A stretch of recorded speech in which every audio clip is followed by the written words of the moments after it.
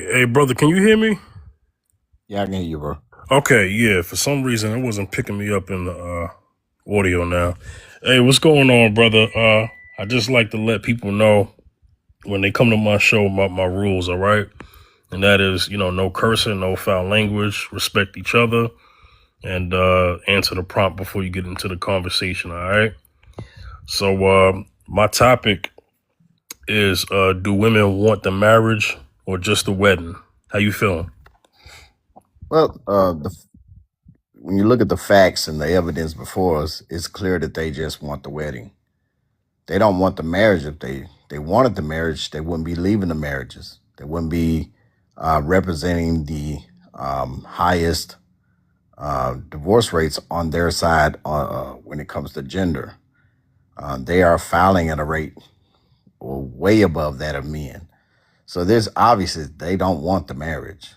They want the wedding. And if they actually really wanted marriage, they wouldn't care about legalities. They would just post up in a field somewhere and have a ceremony and be joined spiritually to their husbands. But the moment you void that marriage of legalities and legal tie downs, then all of a sudden there's a problem. So they're not really wanting marriage. They just want weddings and benefits. They don't want the husband. The husband is just a vehicle to later benefits and a wedding. They're not. It's just ceremonial. That's all. It's ceremonial and superficial and trivial. That they have no depth in the marriage statistically. So I peeped that, right? Because I peeped that because a lot of times it gets missed that marriage is a forever thing, in terms of how it's valued. I mean, if I'm not mistaken, don't marriages these days last a minimum of 5 to 7 years, if it even makes it to 7? Yeah, these type of women today, they would divorce Jesus because he was boring. And they got the marriage in America and in the Western world and any country that remotely adopts Western culture. It's a wrap. I mean, a man is to be the biggest fool to not look at the evidence before him and still push forward, putting himself in legal limbo and giving someone legal leverage over him to actually destroy his life at any stage or age in his life that she chooses to divorce. It's actually going to devastate him tremendously. For anyone to press forward with legal marriage today, I feel sorry for them that they ignored the evidence before them and pressed forward in ignorance. And you know, I don't know what the word is when you see reality right in front of you, but you just ignore it and go forward. You know, thinking that you have 70% of parachutes failing, right? And you're going to be that bumbling idiot that still goes up to skydive. Just makes no sense. Why would you enter into something where the failure rate is of 70% and still choose to do it? Even the Bible calls that foolish. Yeah, brother,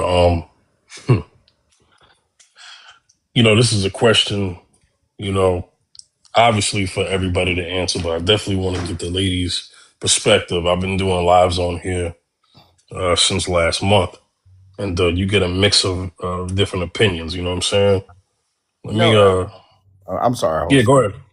What No, I go was ahead. Go going, ahead. what You I was was about to going to say something. address is you look at the comment, right? This guy, I don't know, it was a guy or girl says obey God, right? And they say if you cheat or are abusive, that marriage will not last. And what these people don't know, right? They're so heavenly minded that they're no earthly good. They ignore the actual facts, right? Because they know they have no solution.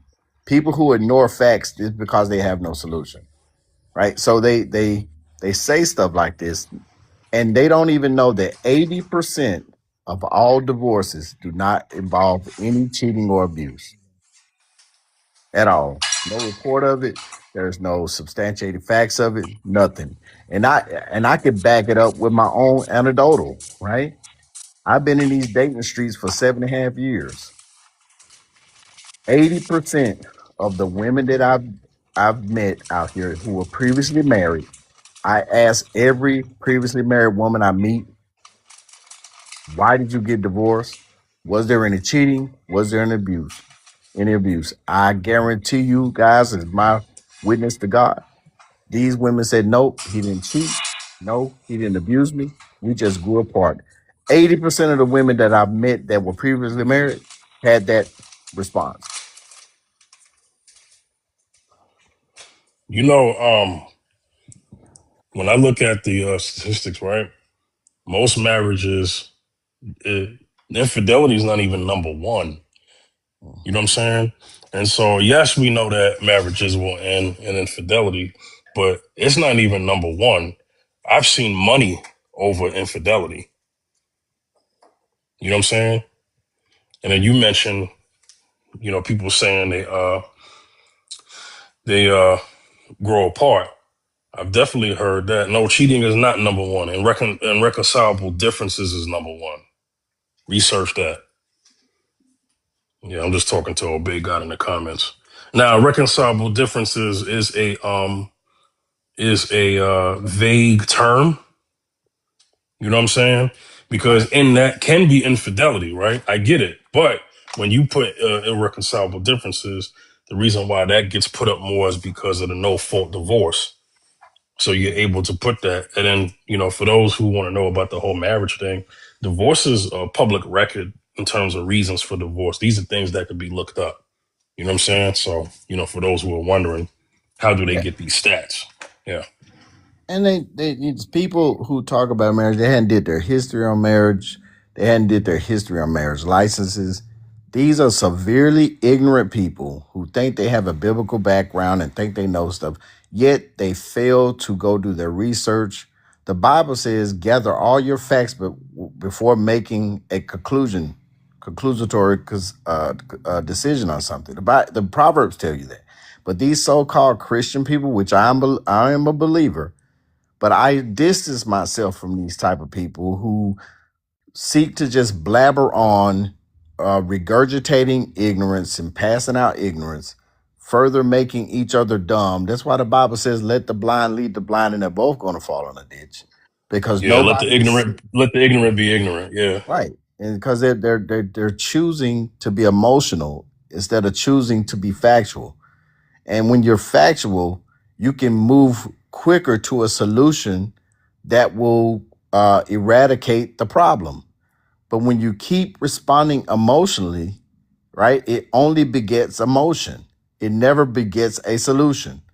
And you can't get that through these thick people's skull, and I just withdrew myself. People, 90% of the American public is severely ignorant. We don't give ourselves to learning the facts about anything. We just pure emotion. And it is sad because we wouldn't even have these problems if people were built more on factual things instead of emotional things. But somehow we just enjoy being emotional so much that we think we're going to get somewhere by being that way. Yeah, we all know it don't work like that. Nah, man, You this is know. crazy. But you know, many people would say because I'm not married, I never been married. So those would say that I shouldn't even speak on it. Hey, look, this topic is not just for me. I mean, this is for No, bro, you everyone. got a great topic. Not to cut in. I'm just saying you got a great topic. I got 20 years of marriage under my belt. And when I look back at it, the church, my family, nobody ever teaches you the real about it. Like, why do you need a license to get married? Those are questions that should come up in church. And this is for when we were more scholarly as a people, right? We'd be like, wow, let's have some critical thinking here. Why do we need a license to be married? Whoever came up with that? Why do you need a license? Am I going to hurt somebody? Is it like a license, like a car, to prove that I'm equipped to operate this vehicle? And this license says that I've taken certain tests and had certain training that approves me to drive on public roads. But what do you have to do to get a marriage license? What training do you have to go through? What education do you have to acquire that you can safely operate under this license where you don't hurt someone? There's no requirements. So they putting it out there for some reason. It's not for our safety because we're wrecking our lives over it, but somebody's benefiting from it is the reason why they put it in place. And it's not us, the people. But this is the Yeah, true critical that. thinking that's lacking in the public. We don't have critical thinking like that. All right, let me get somebody new just popped up. Anonymous, are you there? Yes, I'm here. How are you? And hey, how you doing? I just like to explain the rules to people who are new up here. No Okay. cursing, no cursing, no foul language, and respect each other. And you can answer the prompt before you get into the conversation. Okay? Of course. Do women want the marriage or just the wedding? You have the floor. I think women want marriage versus just the wedding. I mean, think about it. We all have free will, right? If I just wanted to spend my money to have a big, beautiful dress and a venue and invite my family, I could just literally throw a party. And marriage is a wedding is one day, right? And nobody says that you have to. Social media has kind of got us into this thought where it has to be a huge expensive ceremony and we have to post it on social media and we have to do all this, but you don't have to do that, right? Weddings are public and marriage is private. And so I think that unfortunately the wedding gets more attention, but women want marriage, right? You don't settle down with a man and decide you want to connect your life with him, physically as well as legally, if you didn't want to be with that man. Okay, so you have one woman on the panel, and I'm pretty fair up here. I have topics for men and women. I have different topics each show. For those who are new to me, I mix it up every time, and also gender neutral topics. So I definitely welcome men and women on the panel. So I do want to ask a question, anonymous, and that is this: Hmm. what do you feel about the opinion that some people have had about if your focus is so much on the wedding being so extravagant, so expensive, um so I think that's enough words I need, that potentially it could be a red flag because it's all about just the ceremony itself and being performative as opposed to the life of marriage long term. What do you think about that particular opinion about weddings?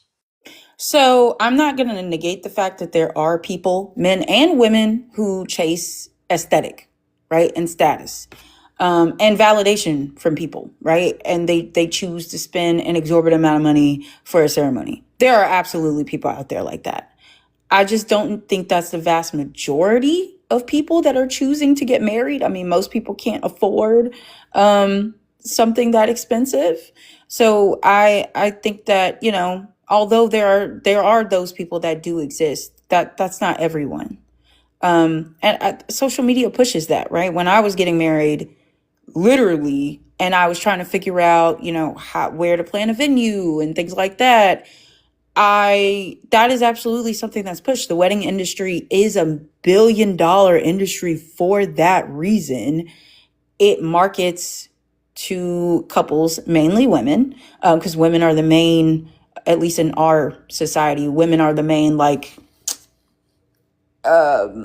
contributors to spending money, right?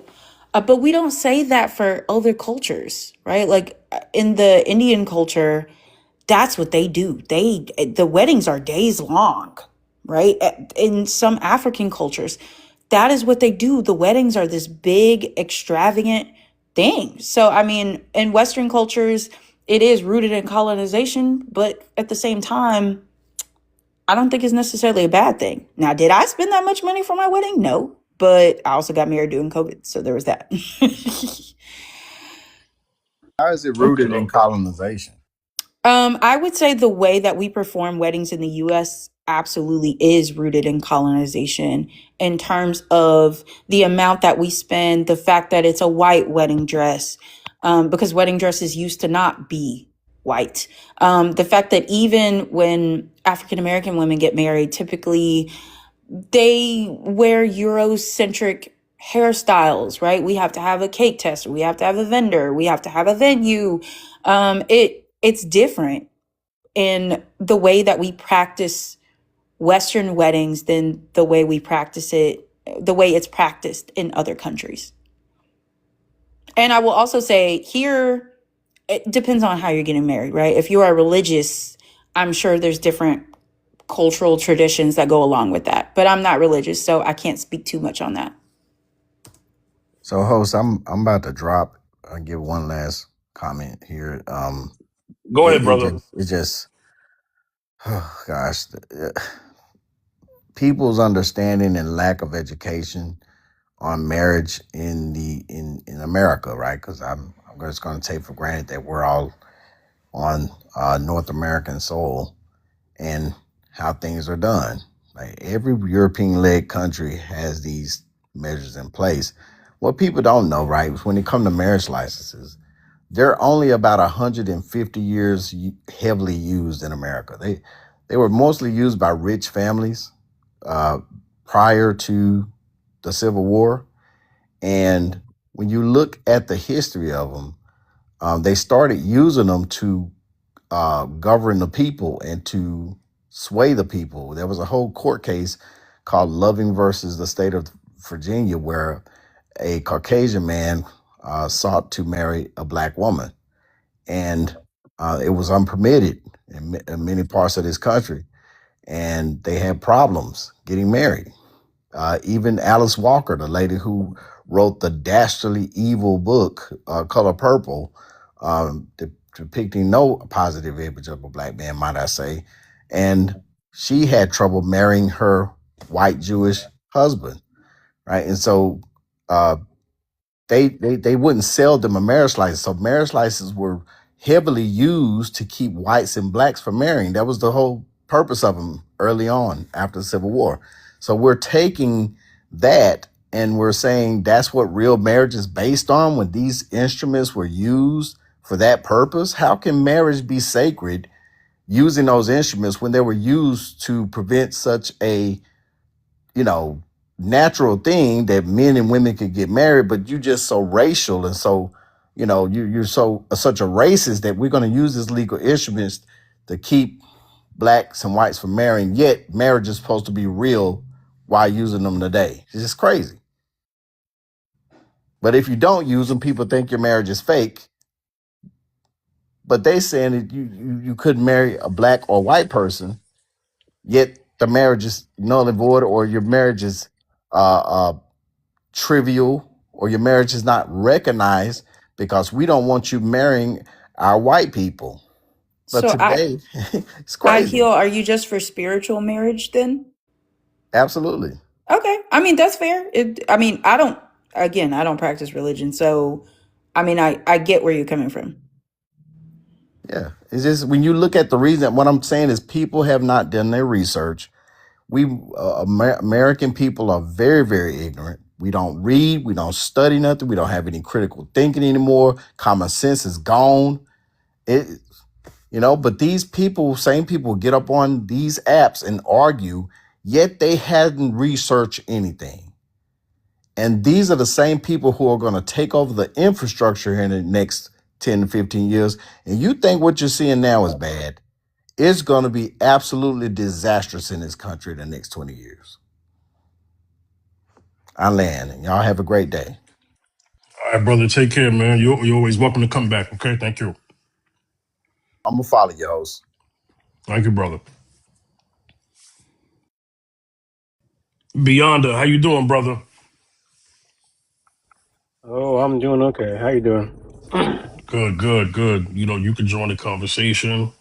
You know how it is. Do women want the marriage or just the wedding? They want You the go. You have the floor. they just want the wedding, honestly. Because if they wanted the marriage, they wouldn't focus so much on the pizzazz or the overall like the show of it. I guess.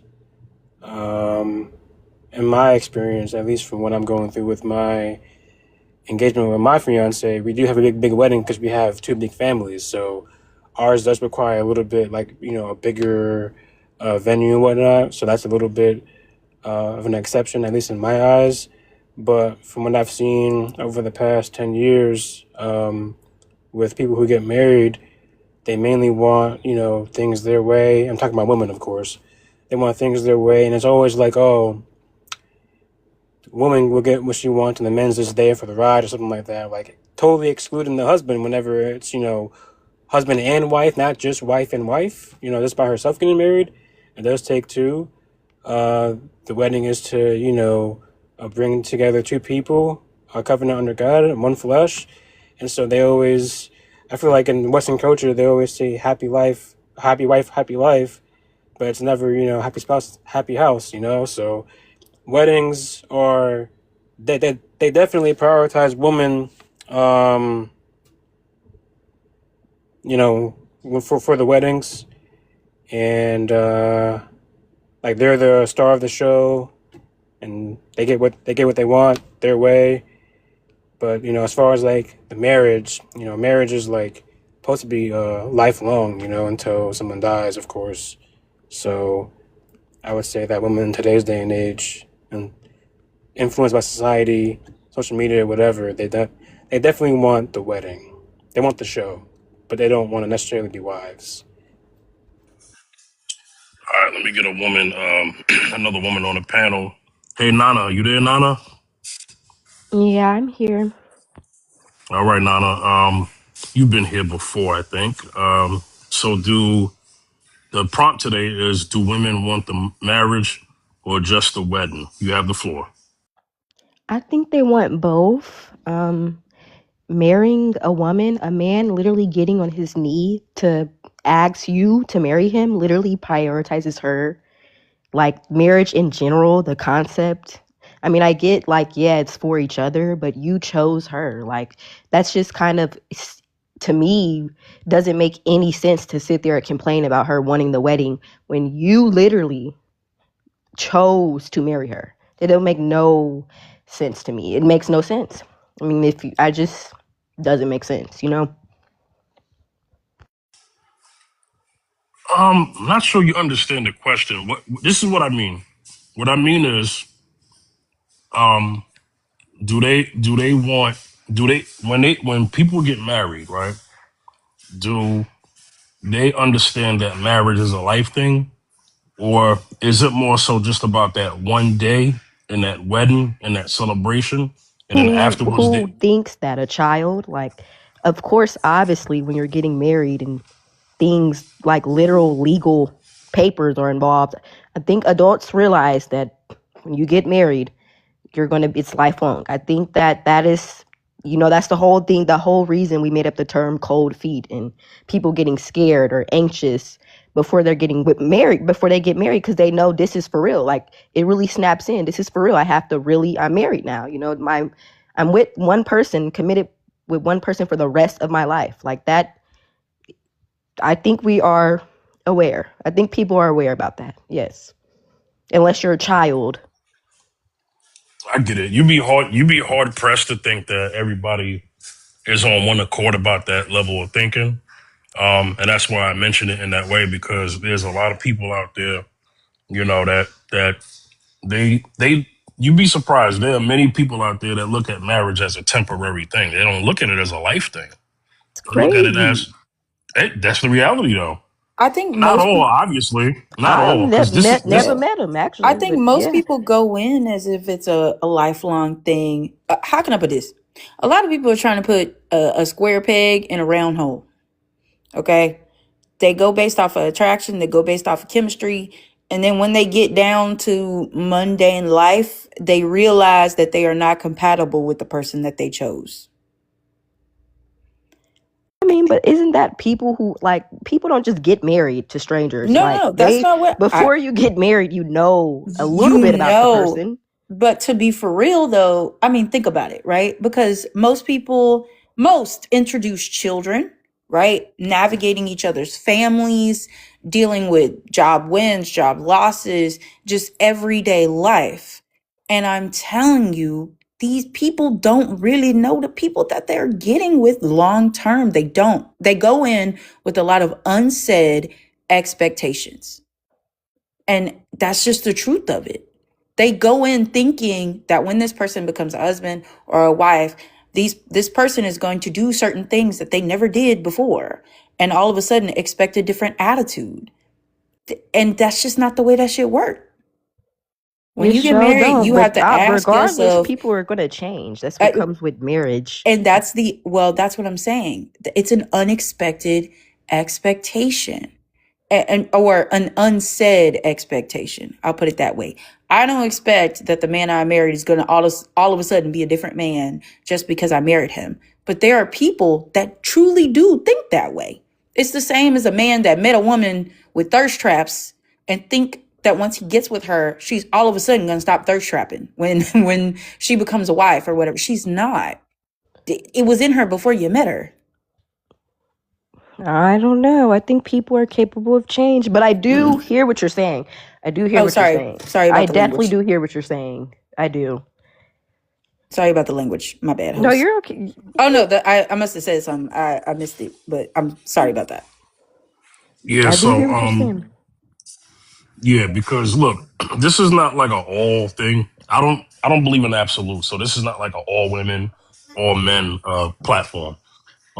But there are sections of people, who stand for different things.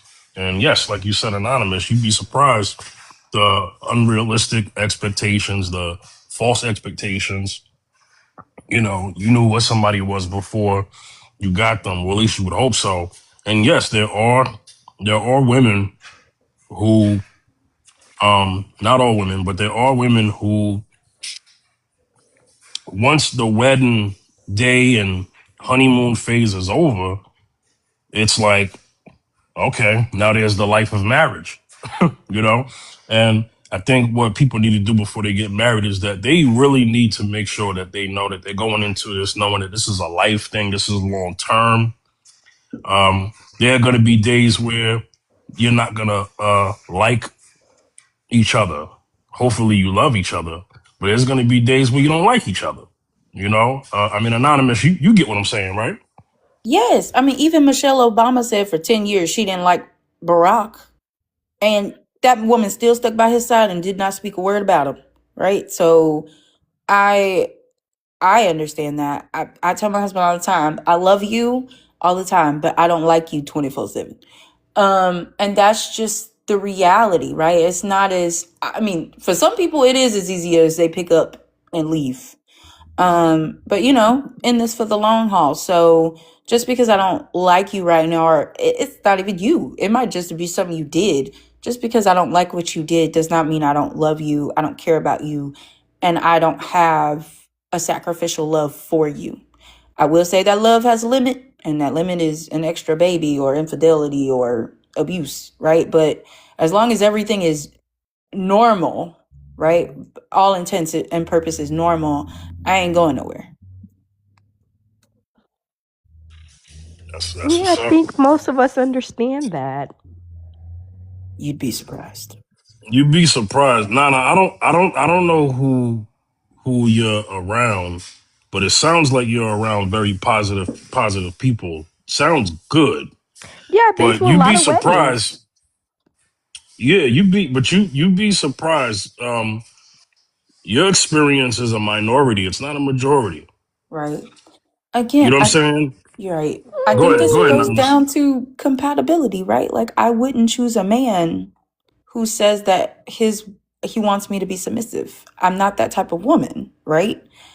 I wouldn't choose a man that thinks that once we get married, that is going to be the new reality from what I was before. But there are absolutely some men that think that when you marry them, that is who and what you're supposed to be, and his word is final. That works for another woman. It wouldn't work for me. So I think that, people are, you'd be surprised.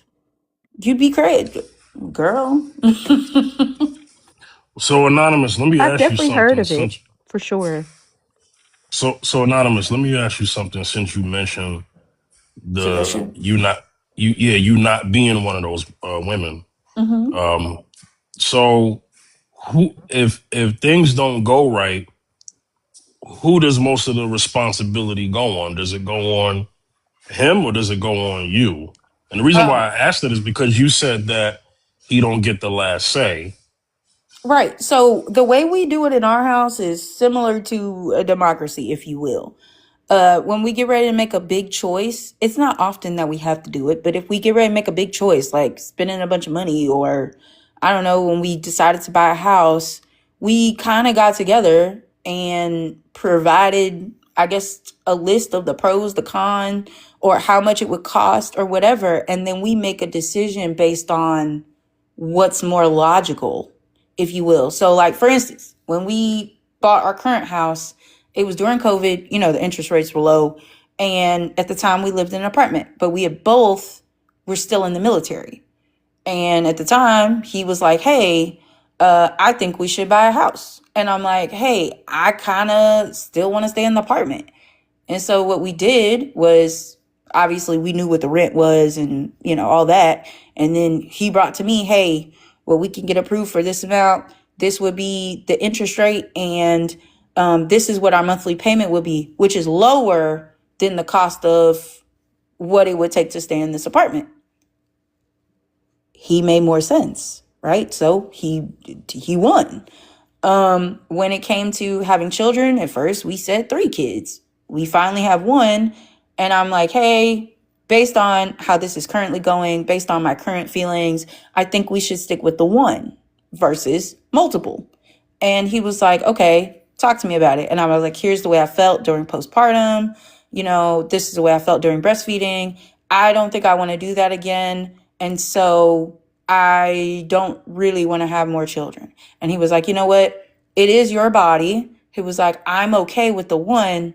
Let's just do the 1. All right, cool. So we're in this phase where when we make decisions, we just sit down, we talk about it.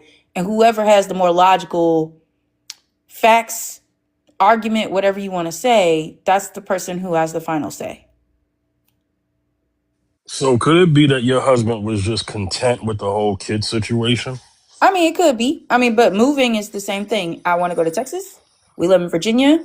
We've lived in Virginia for the past 5 years. I said, hey, at this Oh, point, I live in Virginia. yes. I was like, at this point, I really want to move home. And here's why. Now, his argument is he has a stable job here. Security is important. That's his argument. My argument is security is important. I can check my job with me. We both have military retirement, and we would do well with having a support system versus being all the way out here alone. I won. So I mean, that makes sense to me. it makes sense to me too. That's a good, yeah, as long as you guys are both doing things to benefit each other, it's always going to end up, win-win type of thing. Right. Because although, yes, he has a job out here, the bad thing is we have no support. Like, if we needed grandma to step in, and at one point we did, we needed grandma here to help during my postpartum period because my husband had to go to Japan for 2 months for his job. And it was hard to ask my mom to take off of work, to come here, to help take care of me. And I was down and out after a C-section. It put everybody at a disadvantage because nobody's in the area. Once he saw that, he was like, oh, yeah, absolutely. You make a good point. Let's go with your idea. It is going to be a little bit more expensive with an interest rate. We're not going to have the same interest rate we have now, but we would have the support of family. You're right. So it just, however it works out, we do come to a general consensus. I will agree with you, Fifth. If one person is indifferent, it's a whole lot easier to have discourse, I guess, or maybe a difference in opinion. But it's rare that it's 10 toes down, knuckle drag, right? Like most of the time we are on one accord. So I have a question. Do you defer to him when it comes to big decisions in terms of leading the family? Do you defer to him more than you being basically ahead of that? I guess I don't consider it defer because, okay, one, I look at it from the standpoint of he is my spouse. I trust his judgment the same way he would trust my judgment. So if you mean if by defer you mean I include him in the decision making process and I don't just make executive decisions without him, then yeah, I guess that would be my consideration of defer. I don't go, he is the husband, therefore he is leading us. That is not my thought process. So I look at it in Which terms that of I makes trust sense his, because you both were in the military. yeah. And you kind of have that, like, that makes sense. It really does for the type of person you are. It does. Right. Or like, for instance, I work from home. I'm always at home. He's not. If we have to hire a contractor, he trusts my judgment. Why? Because I'm at home. I interview them. And then when he comes home, I'm like, hey, I talked to these 3 people. Here's the 3 quotes. Here's what they'll do. Let's discuss it. And because he doesn't have, feasibly, he does not have the time to be here to make that decision. And then if anything's going on during the work, I just make the executive decision on what to do because he don't got time to pick up the phone and talk through it. He's at work. Yeah, I think you guys probably just share a lot of similarities with each other. Yeah, I would say it's not for everybody, but for us, it works and it doesn't make me feel, I don't know, there's no like contention with it. It's just we make decisions that work best for the family. Okay. So this is what I meant by defer. Defer meaning that you relegate that you relegate most of the decision making to him as far as, hey, say you have an idea, you're going to go to him, but whatever answer he has, he's going to basically take the responsibility of making that decision. Do you defer to him in that way? I know you said that you don't have the kind of marriage where he gets the last say and it's boom, boom, boom. I get that. But disagreements do happen. I mean, this is even in business, this is even in business. And I'm not saying marriage is a business, but what I'm saying is even in business, when 2 equal partners get together and make a decision, if they don't agree on it, the business between those 2 could actually part ways. It could get to that point. So I'm just asking, in terms of the deferring, more times than none, does he basically make most of the this final decisions? Basically, does it come down to him anyway? Is what I No. mean. Okay. Sure. All right. I won't further pursue that. I respect that. Zacchaeus, what up, Zacchaeus? Hey, what's up, man? Just working here, man. Yeah, no Yeah. problem, brother. You see the topic, do women want the marriage or just the wedding? Go ahead. You have the floor. See, back in my days, coming up and growing up, 80s and 90s, I would say it was more people getting married back then, and I think more women wanted the wedding. I would say the wedding, because they want, it's just a fantasy of having a wedding and just walking down, making your father. It's a fantasy making your father just walk you down to get handed off to your soon-to-be husband.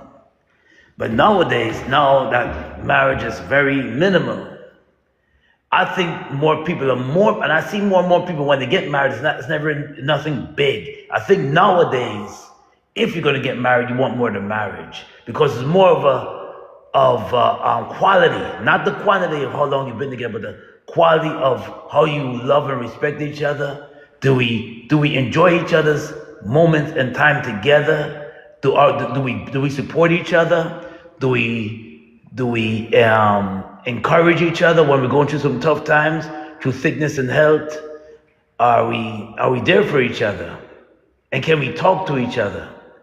And can we build together spiritually as well as financially, as well as encourage each other to build each other up, and possibly physically too, maybe working out a little bit, helping each other out.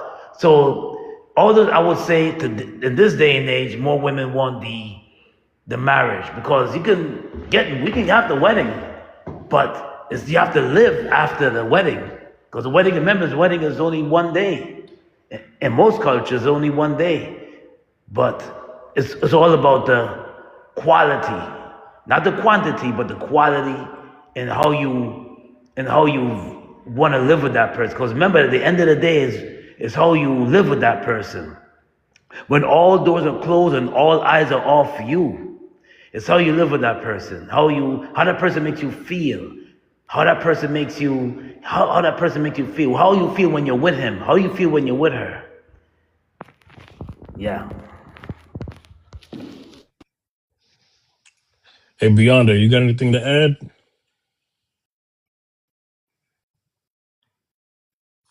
think Beyonda's doing something. Not All right right, this go ahead. second, Yeah, no. yep. Okay. All right. So, I was just curious to what if you had any opinions, just based off what the ladies were discussing with each other. But yeah, so here's the thing, right? So, this was, I think, about a good within the last 5 years. A lot of those bridal stores, that sell, dresses and stuff like that, their sales are down. I mean, they've even had to close down certain locations. I think what is that? Zacchaeus, what are them stores? Is it David's Bridal and some of them other stores or whatever it is? The wedding dresses sales are down. Well, because marriages have decreased as well.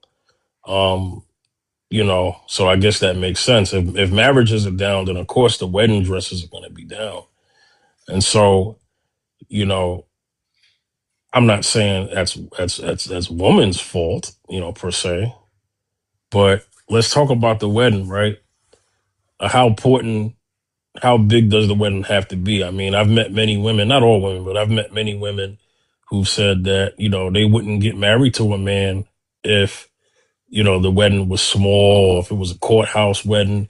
But then, I've met women who have been kind of logical financially, and they was saying, hey, if we're going to be the only ones paying for weddings, because, back in the day, it was the the bride's parents paid for the wedding or something like that. But since really weddings are coming out of the budget of the two people getting married, so they're like, well, I'd rather just save that for the honeymoon, so you have a lot of weddings that are just, not a lot, but, you have, either smaller intimate weddings or just, courthouse weddings. You know what I mean? I mean, how does, Anonymous, how you feel about that? That is true. A lot of people are doing what's called micro weddings. It's weddings with like less than 50 guests because I think younger people that are getting married, they can't afford, they even say like I guess the average homeowner now is around 30 to 40. The first time homeowner, right? So, I think the landscape of spending a bunch of money on a wedding when most couples are paying for it themselves, they tend to go smaller, which is not a bad thing. I think that's a good thing, right? Save your money. Spend money on a honeymoon. That's what you really should be spending money on if you want to take a destination.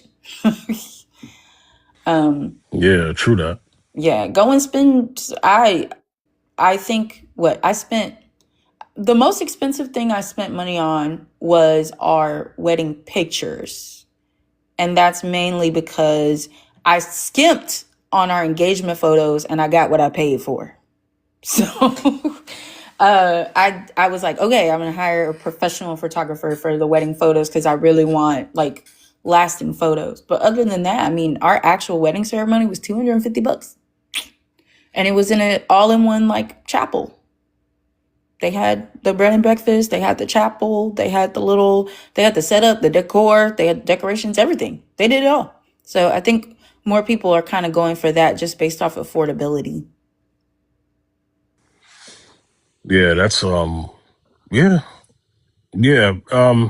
Because look, weddings, even a small wedding is gonna have a price, because you have to put up money for the venue. There's the reception, there's the food, there's all these accommodations, there's, the preparation for it, there's so much that goes into wedding planning. And, you know, everything is to the dollar. Everything is so close to the last dollar these days. You know what I'm saying? People just don't have it like that no more. And, it's not so much that I'm saying that people are poor. It's just that you're going to prioritize things that your money may have to go to first or later, as opposed to the actual wedding. As long as y'all have an understanding that, hey, I mean, we're getting married, so that's more important, us getting married. I mean, the wedding is the wedding. I mean, we're going to have our memories, but at the end of the day, you know, uh, we spend more of the money, relegate more of the money on things after the wedding day. Like you said, the honeymoon and just investments in each other going forward. So That becomes more of a priority. what did you think about what the first gentleman was talking about? Like women don't want weddings because look at the divorce rate. What do you think about that? He was saying women don't want the marriage because of the divorce rate. Yeah. Um, Or women prefer the wedding but don't prefer the marriage because of look at the divorce rate. Do you think those well, two are his really correlated? so let me get to kind of like what he's trying to speak to, and then like the purpose of the topic. What I think what he's going towards is there are women who will say they want the marriage, but we could judge that by looking at the divorce rates. So he's concluding that if women really wanted the marriage, the life, then they wouldn't be divorcing at the rate that they do. I think that's what he's getting to. But we also have to keep in mind context. Context matters. Why are women filing for divorce? That comes with statistics too, just statistics as well. And he's talking about America for the most part. He's not talking about the world. Mm-hmm. He's talking about America, because this is where we live and this is relative to this country. So what he's basically saying is, regardless of what someone says, we have to go by what the facts go. So he's going to the point of, the context. So I mentioned irreconcilable differences, money, infidelity, right? What I was saying is that infidelity is not even number one. It's top three. I'm not gonna, say that it's not top three. But what is number one is irreconcilable differences. Although that's a vague term, what you will find is that that term it can include infidelity, it can include financial. But the thing about when you file for divorce is this: if you're filing for divorce because of infidelity, you have to prove it. If you're filing for divorce for irreconcilable differences, that falls under the no fault divorce. So even though that could be so and so's word against yours, that's just more so I don't want to be married anymore. They can't keep me. So we got to be able to do this. And I get it because once upon a time, if you wanted a divorce, a woman couldn't file, a man had to do it. You know what I'm saying? And Mm-hmm. in certain countries out there, in other countries out there, Women can't file for divorce. Only men can, you know? So I understand, you know? But do I agree with his statement that most women want the wedding and not just the marriage? I can't say that I agree that most women want the wedding over the marriage, but what I can say is if we're going by just how the numbers look, it is presumed that, you know, that women are not in marriage for the long haul. That's what the stats are trying to show, Mm. you know? Oh, go ahead. I know you have new people. I was going to ask another question, but I can wait. You could ask a question and I'm gonna get to Lee Patrick. Go ahead. Because I've heard it a few times. I think that marriage is conditional, right? Like the love and the marriage, whatever. I think it's conditional. But I've heard a lot of men say that, they love their wives unconditionally and that they're more willing to stay even when things get rough. Do you think that maybe that's the difference between men and women? I think it's conditional just based on, if somebody's treating you bad or if you don't feel valued, whatever in the relationship, then that would be the condition. At least for me, it would be. But, I wonder how men view the topic if you just feel like you need to stick it out no matter what. So I had a previous show last month and it was in January, I think. And my topic was, does love come with conditions? And this is the condition that I named. And that is a quote that Chris Rock had from one of his comedy specials. And he said that men are only loved under the condition that they provide something, but women and kids are loved unconditionally. Um, Although there were a lot of women who disagreed with Chris Rock, but they ended up actually agreeing with what he said. So then I asked the question, is it the message or is it the messenger? They spent a lot of time on the messenger and then realized that it was the message they agreed with. So therefore, they were spending a lot of time not agreeing with the messenger, but they did agree with the message at some point. Mm. So what is your response to that? What is your response to, and then I'm gonna get to Lee Patrick and Silver Vixen. What is your response to that, Anonymous? I mean, I dislike the message, and the main reason being is because I don't think men want to actually disclose the fact that their love is also conditional. And the conditional is that woman is treating you with respect and honor and that she is adding value to your life. A man is not going to want to stay with a woman who is disrespectful, who is sleeping around on him, having children out of their relationship. A man is not going to want, he might, and I'll put it this way, he might love her, but he's not going to want to stay with her. And I think men have this idea that women all of a sudden, when things go wrong, stop loving them. No, you can be loved, but maybe you should be loved from a distance, right? If the relationship is not healthy. And I don't think they see that from women the way that they see that in each other. Okay. All right. Let me get to Lee Patrick. Hey, brother, you there? Yes, sir. How you doing, host? Good, good. Hey, I'd just like to explain the rules to people who are new to my channel, okay? And that is no cursing, no foul language, respect each other.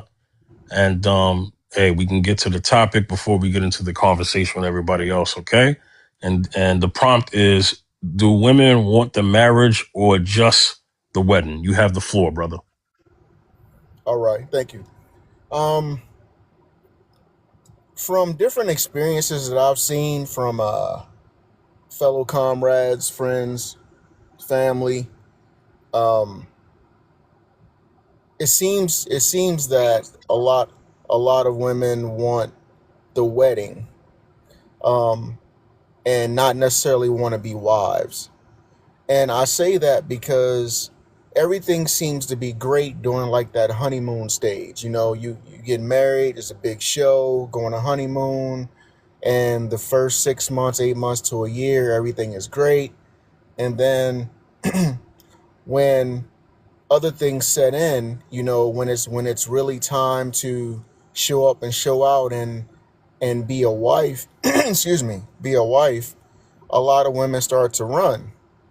And this is just based on some things that I've seen. I'm not speaking on every woman out there. So if the shoe don't fit, don't wear it. But that's just what I've seen. Um, and I think what's happening is, with social media and things that people are seeing out here today, that's a big issue. It's my belief that people are supposed to get married when they're young, you know, in their early stages, and build things together. I see people out here that's only getting with other people because of what they can do for them, versus actually trying to find love in that person, someone to grow old with, someone to build with.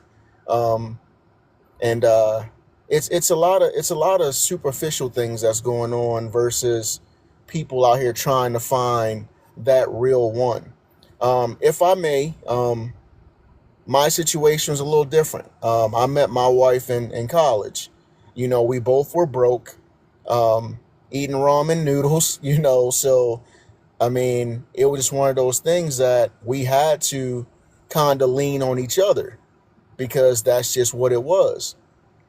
But my thing is, I assured her, once we graduate, I get into my career, she gets into hers, and once I build my empire, because I was never going to work for somebody else, I always wanted to be my own boss, that it would get to a point that she would never have to work.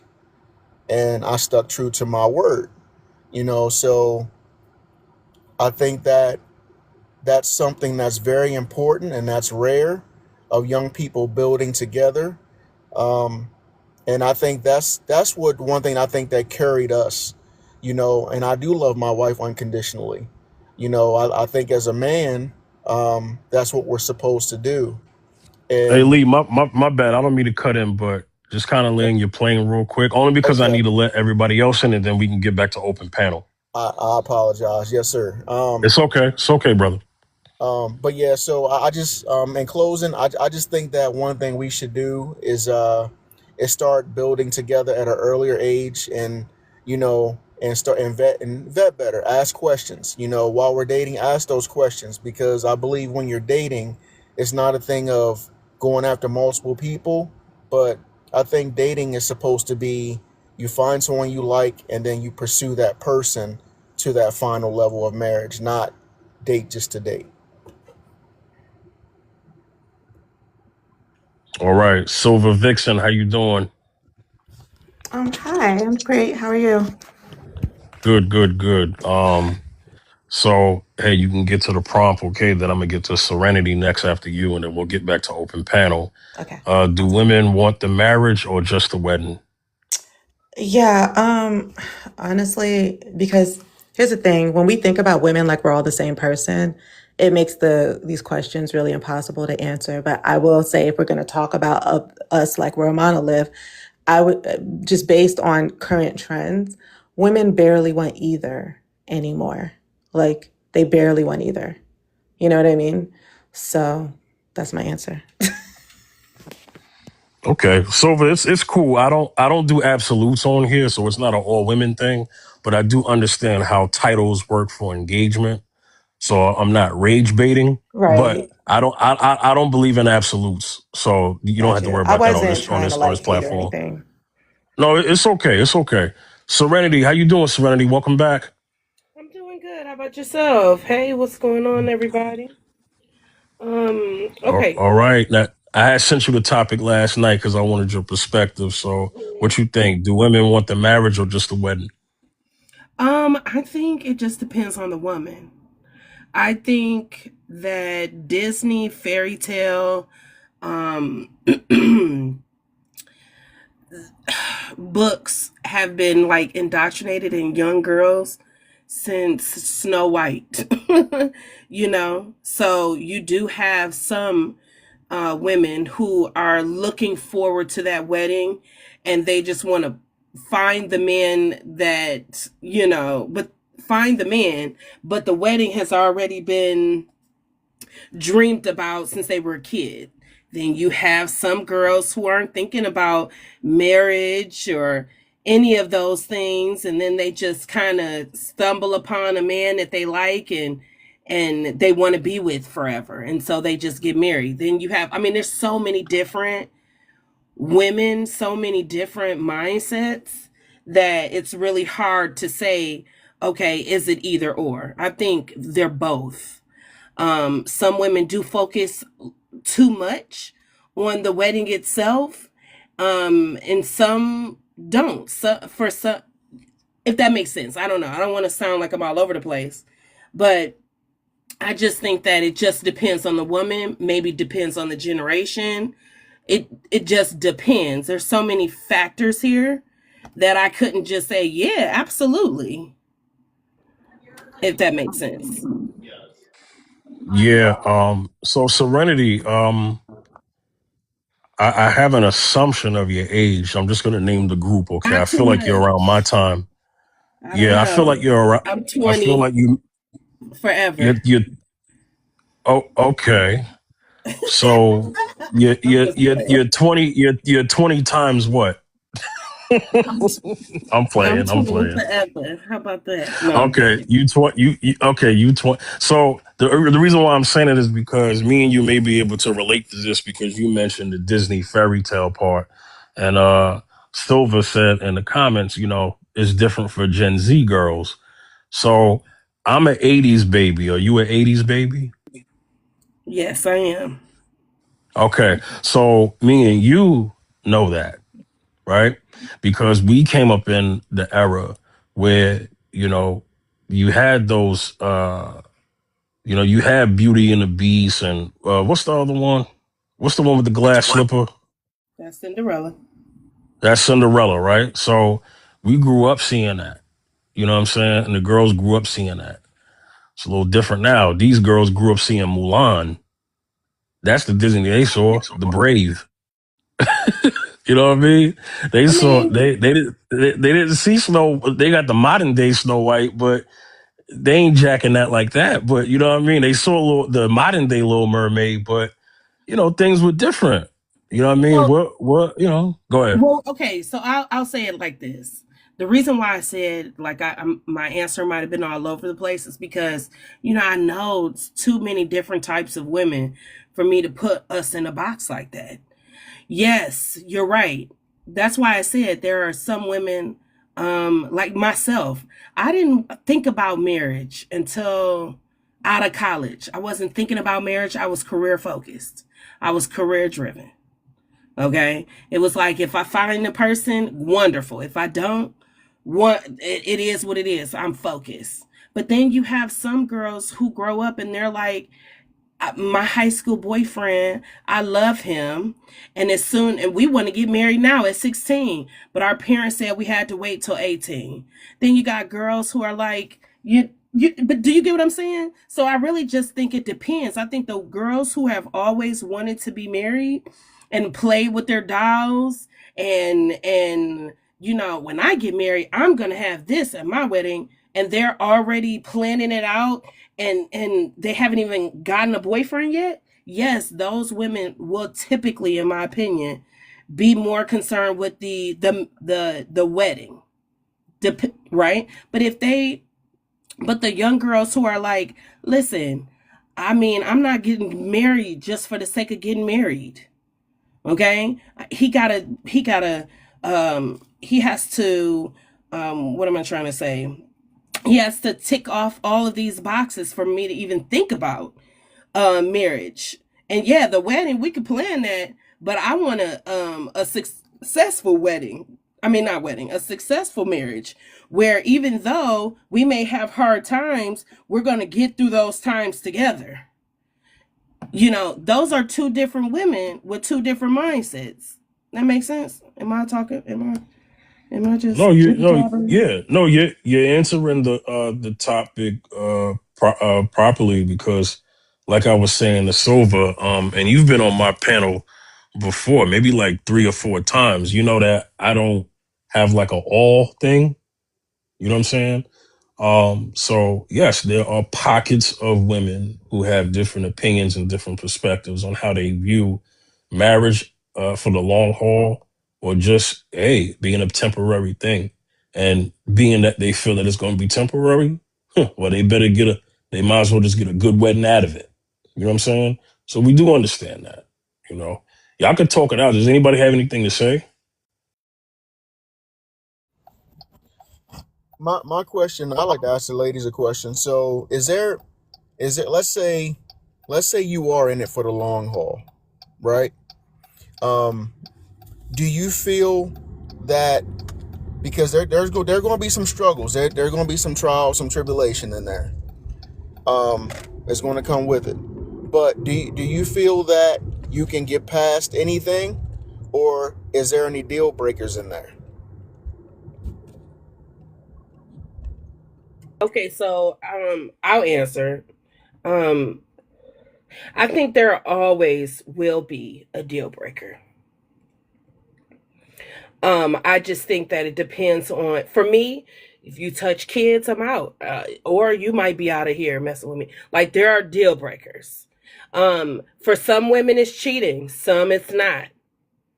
Um, and although I may not want to be in or do this marriage with you anymore, if we have children, you have other, that's going to tie me to you, then I'm going to always have to have some level of love for you, at least in front of the children, but I definitely, I'm sorry. I couldn't see myself being with somebody who's been lying to me for 30, 40 years, and then I find out that you've been living a double life. Like, so yes, there are conditions to being married to you, in my opinion. Yes.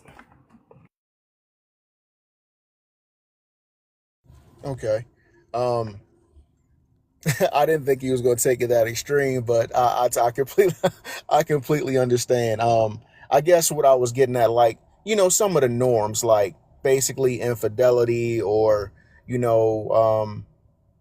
it was a money issue, or a person that maybe they had some sort of addiction to uh, sexual fantasies or desires, or gambling, or alcohol, or something like that. I mean, just common things that you would normally hear. I said Now, I cheating mean, too. because granted, I mean, anyone that's would you know mess with the youth in that way, that's sick, but just on the basis of not going that far, but just the normal things that you may hear of why people file for divorce. So yes, I mean, I know financials are like one of the biggest reasons, way more than infidelity, but um, uh, personally, yes. I mean, still, yes. If you had a smug addiction, I'm leaving. If you, um, because I wouldn't want to enable. We need to, a lot. That's no, I don't want that. Um, Cheating. I personally, like you asking me, and although I'm a single woman, okay. And if I wanted to be married to those men, I would have been married for 20 years now. I think, yes, there are definitely conditions to marriage. Some people are just willing to go through those times with you, and sometimes it comes out in their favor, sometimes it doesn't. okay. I mean, I guess for some people, if they were dealing with a young woman like yourself, I mean, it would be a thing. Well, you live and learn. Some people will be able to forgive. I'm not going to say forget, because I don't think you ever forget, but some people are able to forgive on certain levels and do their best to move on. And And there's some people that are actually genuine. You know, sometimes people, they slip up, they make I hesitate to use the word mistake because I believe we all know what we're doing. Um, but I think that sometimes people, they do something that they know is wrong, and they realize that, hey, you know what? I'm about to lose one of the best things I've ever had, and I need not do this again. So they're very transparent. They come out, they be honest, and let you know what happened. Of course, give you the opportunity to decide whether you want to stay in that relationship or not, which it's a good thing. And and at that point, you have the option to believe, say, whether they, hey, was this a one time thing, and I think I can, learn to trust you again, or it's completely over. So this is the thing, like, because I don't think you're bad or you're a terrible person or any of those things if you have a boundary that is crossed and you make people stand on that said boundary. I think when it comes to cheating, and this is no offense to you, Lee, but when I hear men talk about infidelity in marriage, it's so casual, like, oh, like a regular, bad choice, like maybe you could just forgive me. And the thing is, some women are not going to forgive that. Some women are not going to forgive that. And if we go biblically, you're not supposed to be doing it. And granted, there are a lot of things that we shouldn't do. But that's not a mistake, that's a choice. Before you even get to the bedroom, you've exchanged numbers, you've had conversations. Things don't just happen, okay? And again, for some women, they may be able to forgive. I don't look at either woman as like, well, if a man deals with a woman like you, then they're just going to have to understand. Nah, because what they need to understand is they shouldn't hurt someone and betray someone and then think that, oh, that person is, you know, wrong for not wanting to be with someone that betrayed them. I totally get that. And um, and I like how vocal you are. I do have a question for you though, because something that I stand on as a man, not just as a married man, because I don't cheat. I never have. Um, not even in my teenage years. That's just something I didn't do. Um, but I like to ask this question. Why does it seem that so many people cannot look at the consequences before the action? I think one thing that kept me from that, besides moral fiber, but I like to look at situations like, okay, well, man, if I do this, no matter what it is, if I do this, how is this going to affect my family in a positive or negative situation? Because it's like, if it's going to affect you in a negative light, then you shouldn't even do it. But then you have so many people that will do the action and think about the consequences later. Why do you think that we don't have people that look at the consequences first before the action?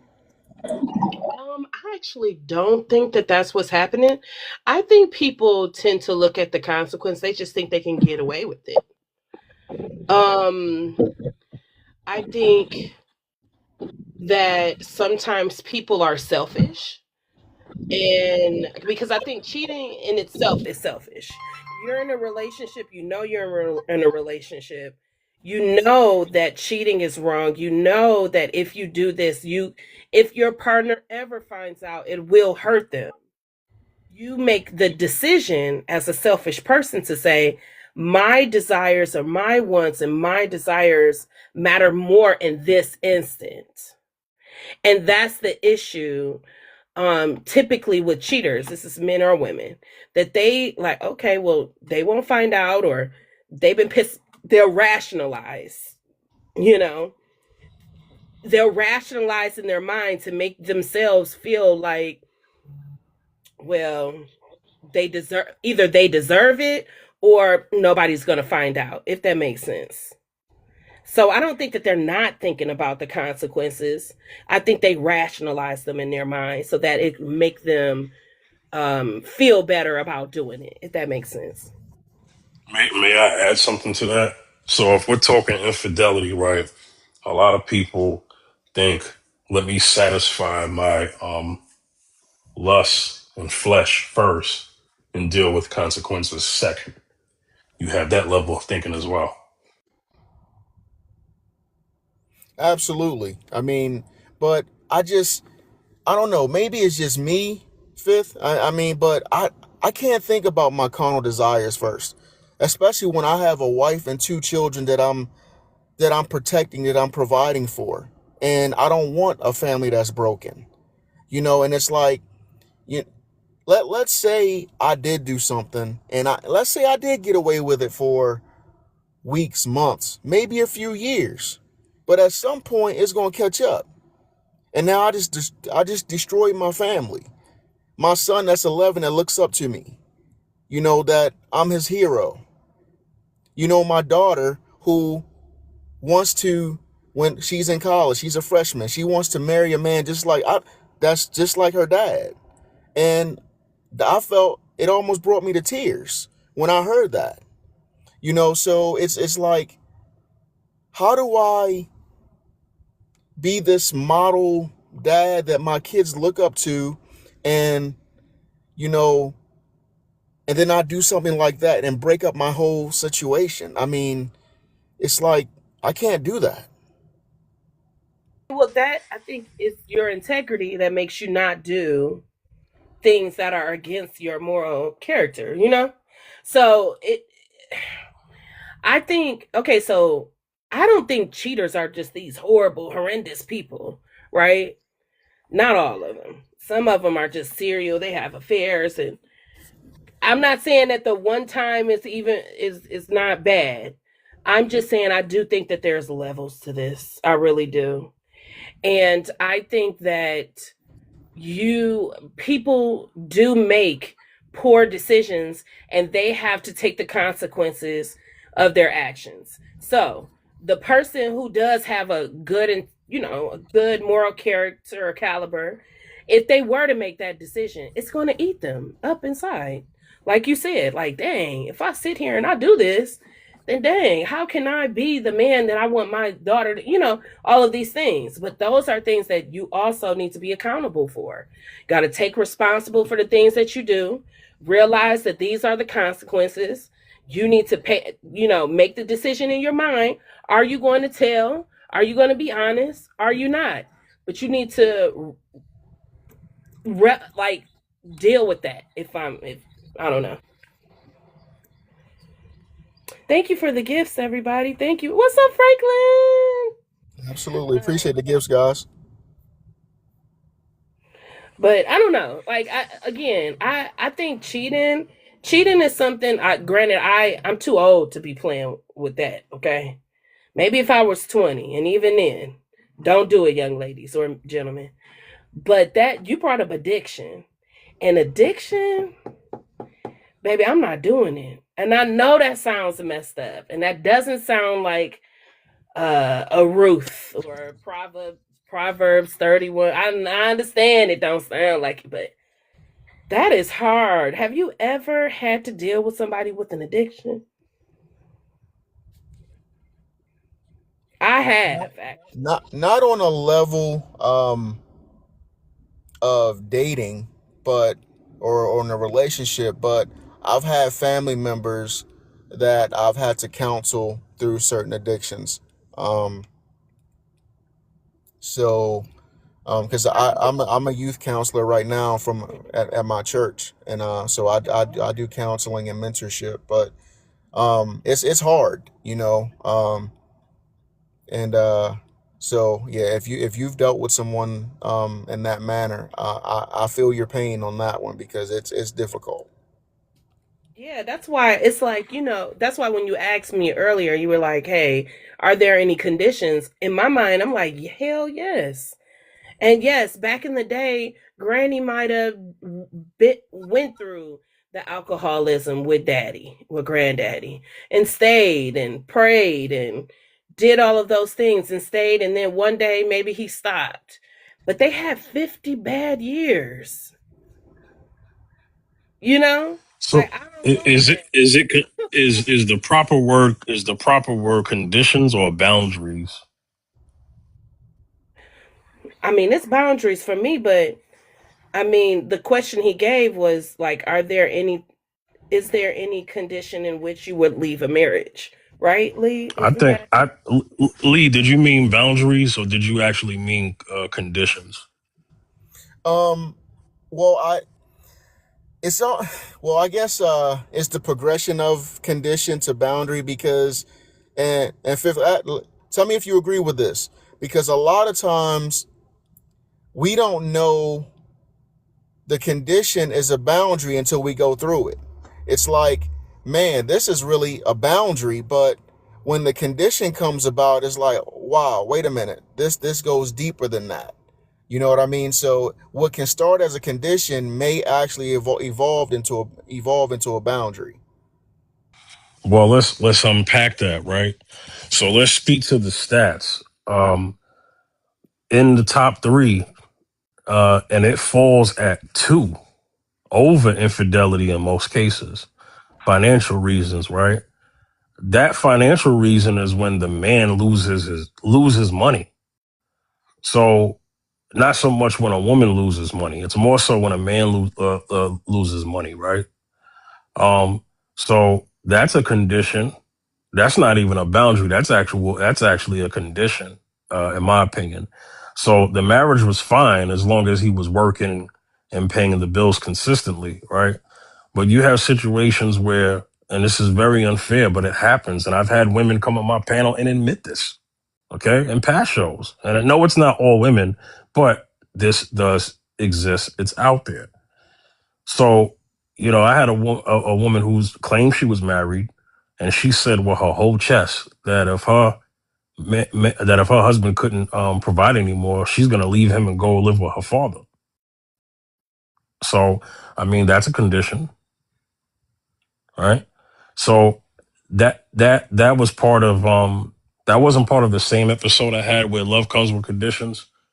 Or does love come with conditions? That was something, because obviously we know that it takes conditions for a relationship to even manifest. We do understand that, right? But you know that is something that should not be overlooked. In terms of how men feel about marriage long term, because it's like some men say, well, why get, failures happen in life, right?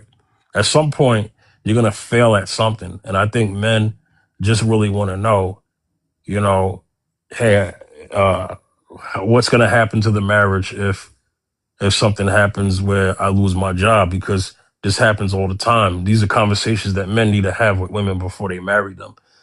It happens all the time. People lose their jobs every day. I think some people have been employed for so long that they take that for granted. They take that for granted. All right. But there are people who live in a reality where layoffs are common. They're often. There are people who haven't been on a job longer than 2 years because of many situations. So they had to hop from job to job, career to career. But this is something that is important. How are we going to band together? Are we going to band together if one of us, loses that part, in the marriage? And so a lot of men will say, yo, man, that's, I don't want that because I know that could happen. And God forbid my wife divorces me because I have been working for 10 years, but in year 11, I lose my job and she's gone. You know what I'm saying? So that's the kind of thing that men are kind of speaking to. So let me say this, okay? When it comes to finances, because you're right, we're in a capitalistic society, so money does matter, okay? Yes, you have women who they say, "Hey, I signed up for a relationship and or marriage where you take care of me financially and I take care of X, Y, and Z that you want, whatever your program is. Every man's program is different. Okay. those are the conditions of their marriage. So if you walk into a relationship and or a marriage like that where those are the conditions and you change the dynamics of it, I'm not saying that people don't lose their job every day. You're right. But those are the conditions. So you know what type of woman you marry. And I think sometimes men and women, they act as if they weren't there when the conditions were made. So I'm not saying it is right to leave your person high and dry. In my opinion, I think if you're in a relationship or marriage with someone and then they lose their job, I think as their partner or their second in command or they rib, whatever you want to call it, you should be helping them. Hey, so what skill sets do you have? Or, you should be helping them. And even if it's not money, because you have men who are like, listen, I don't want my woman to work, period, never. You have those men. And the woman, hey, okay, well, how can I help? Maybe, I know such and such who has a job or trying to help in that way. And some men get in these depressed modes where, yeah, they were working for 10 years, but you haven't even went out for a job in the last 2 years. And we got bills and we got children. And when money is tight, that's when the love either you guys are going to work together or you're going to fall apart. So some people are just not willing to do that work with each other or love each other enough to go through that. Like sometimes men, your ego gotta, shift. If you were that type of man who was like, I don't want my woman to work, but she's an accountant and you lost your job and you're in a corporate type situation where it takes 3 to 6, almost a year maybe to get that next CEO or whatever position, she might have to go back to work. And y'all got to work it out until it makes sense. But I don't think people are willing to do that because they want things handed to them. They want it to just work. And I think that's a part of the marriage or that's when you need to lock in the most. Am I making sense? Well, I'm gonna let Lee respond to that, and Silva, she could talk. She's been quiet, but go ahead, Lee.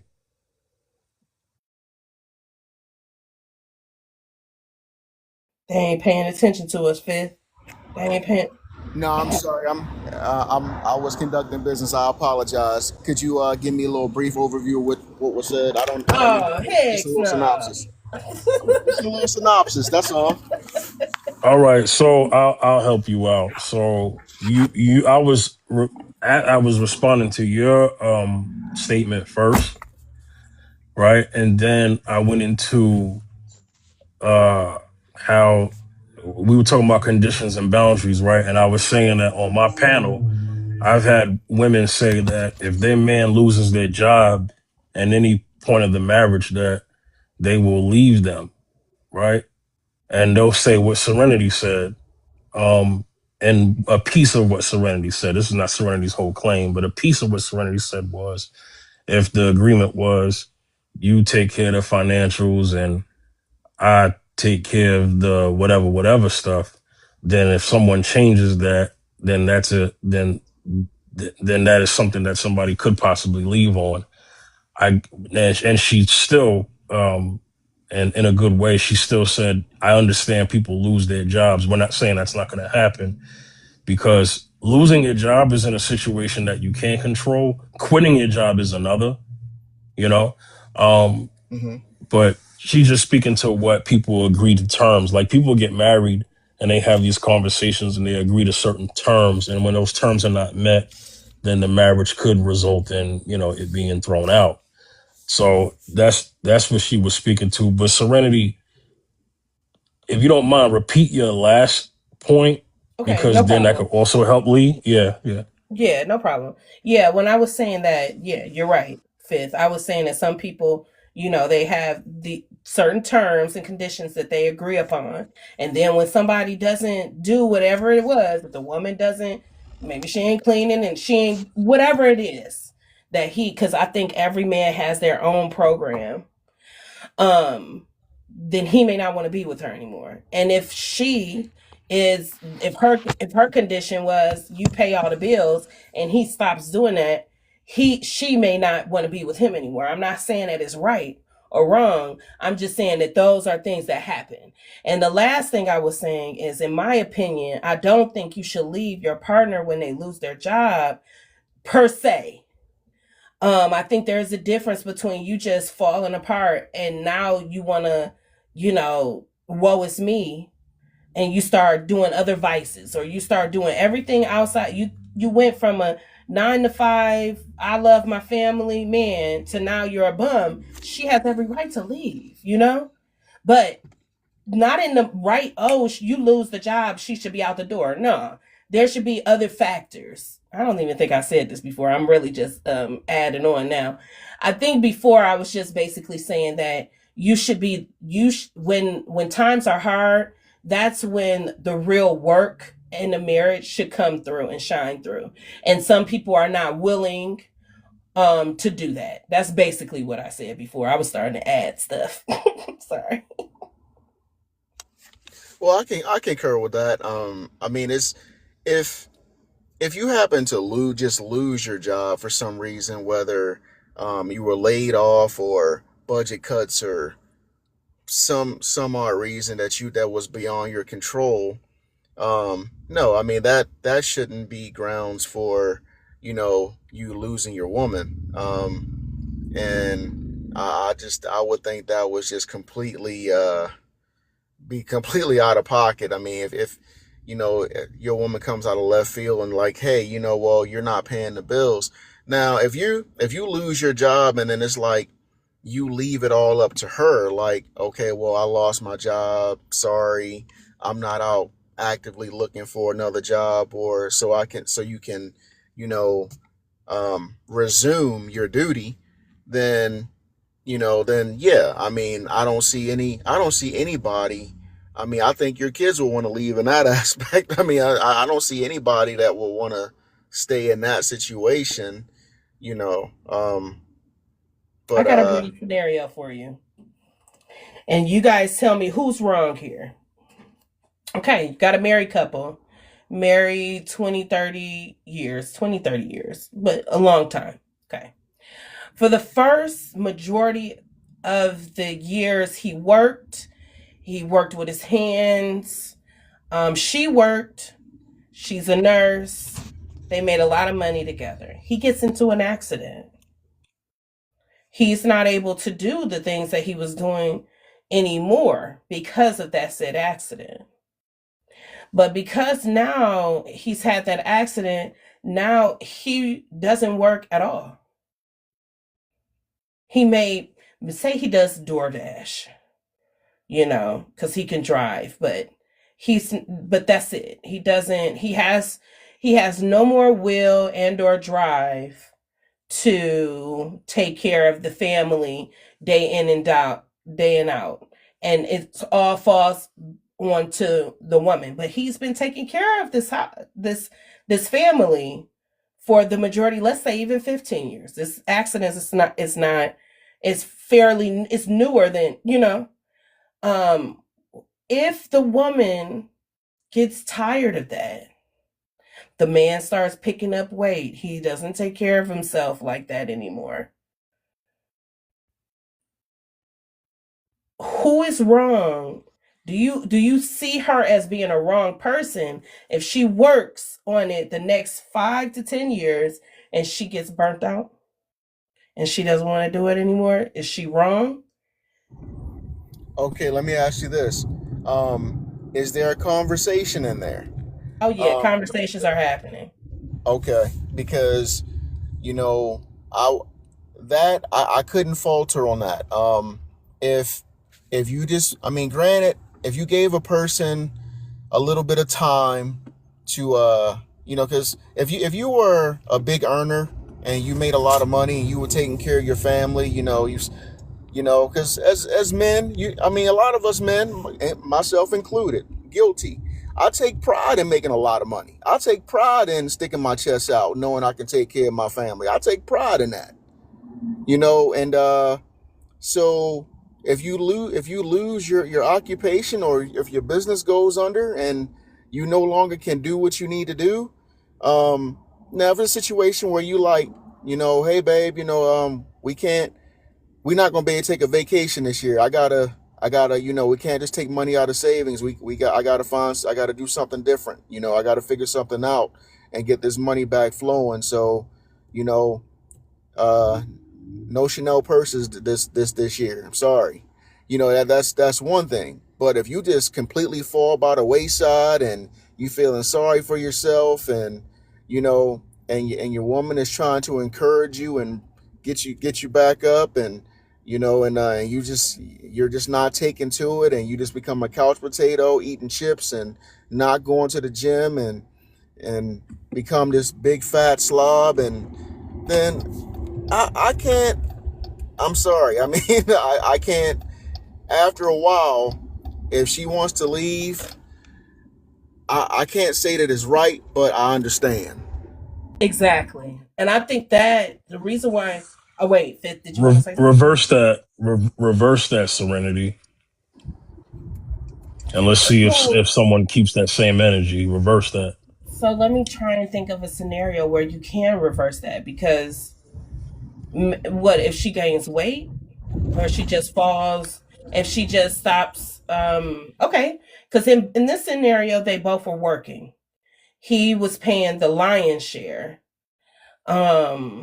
So if I reverse it, if I reverse this, she should have left. She should have never married a man she got to pay for. I know that's mean. I No, know. no, no. But this is what I'm saying. This is what I'm I saying. know.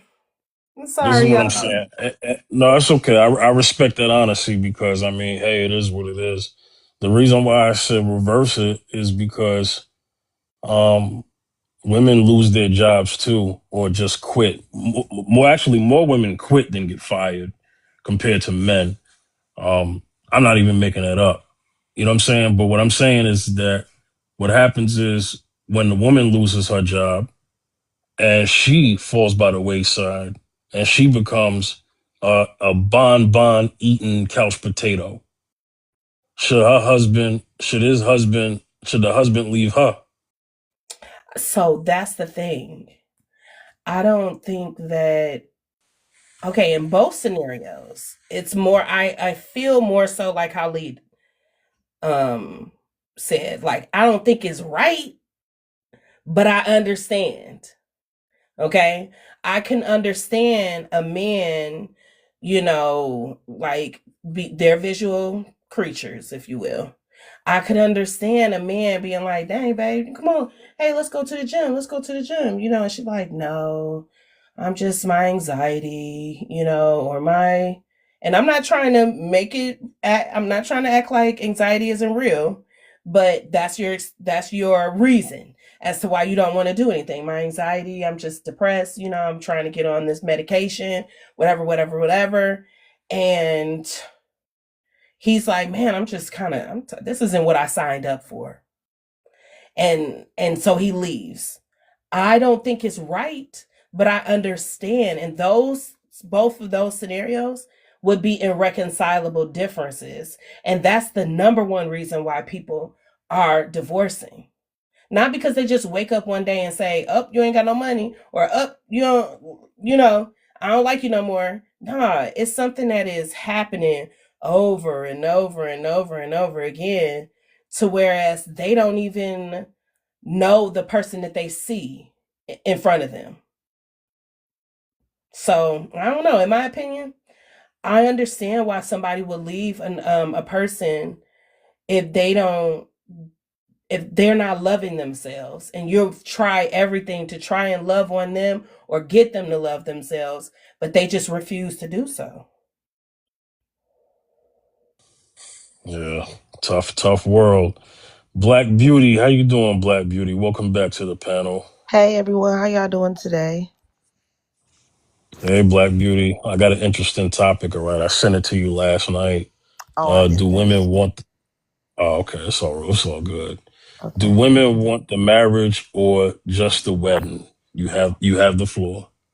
Um, it depends on the woman. I think some women want the marriage, and I think some women want the wedding because, you know what I'm saying, it depends on if I think when I look at certain particular women, if you're a woman who got a certain standards or you have a certain group that you look for validation in being married, I think sometimes they are in it for just the wedding and not the actual work that comes with the marriage. But I think people who sincerely wants to be with someone, a woman who wants to sincerely be with someone and build with someone, I think they want the marriage and I think they understand the things that kind of go with it.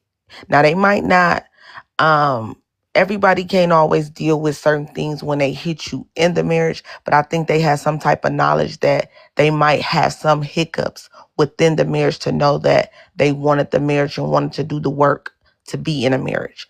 But it just depends on the particular woman. It's kind of situational. I never can just say this woman want this, but you know what I'm saying, or this woman want that, when I have seen particularly different type of woman that shows different traits of wanting the wedding and some that want the marriage itself. So that's my answer.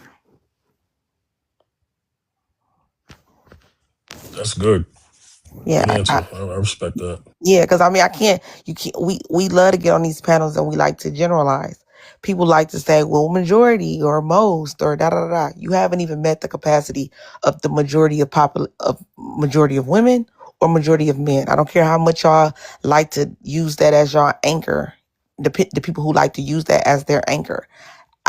I can name, we can say there's millions of such and such. I can tell you to have none of them ever met even 10% of the population to come up with that conclusion, to know that.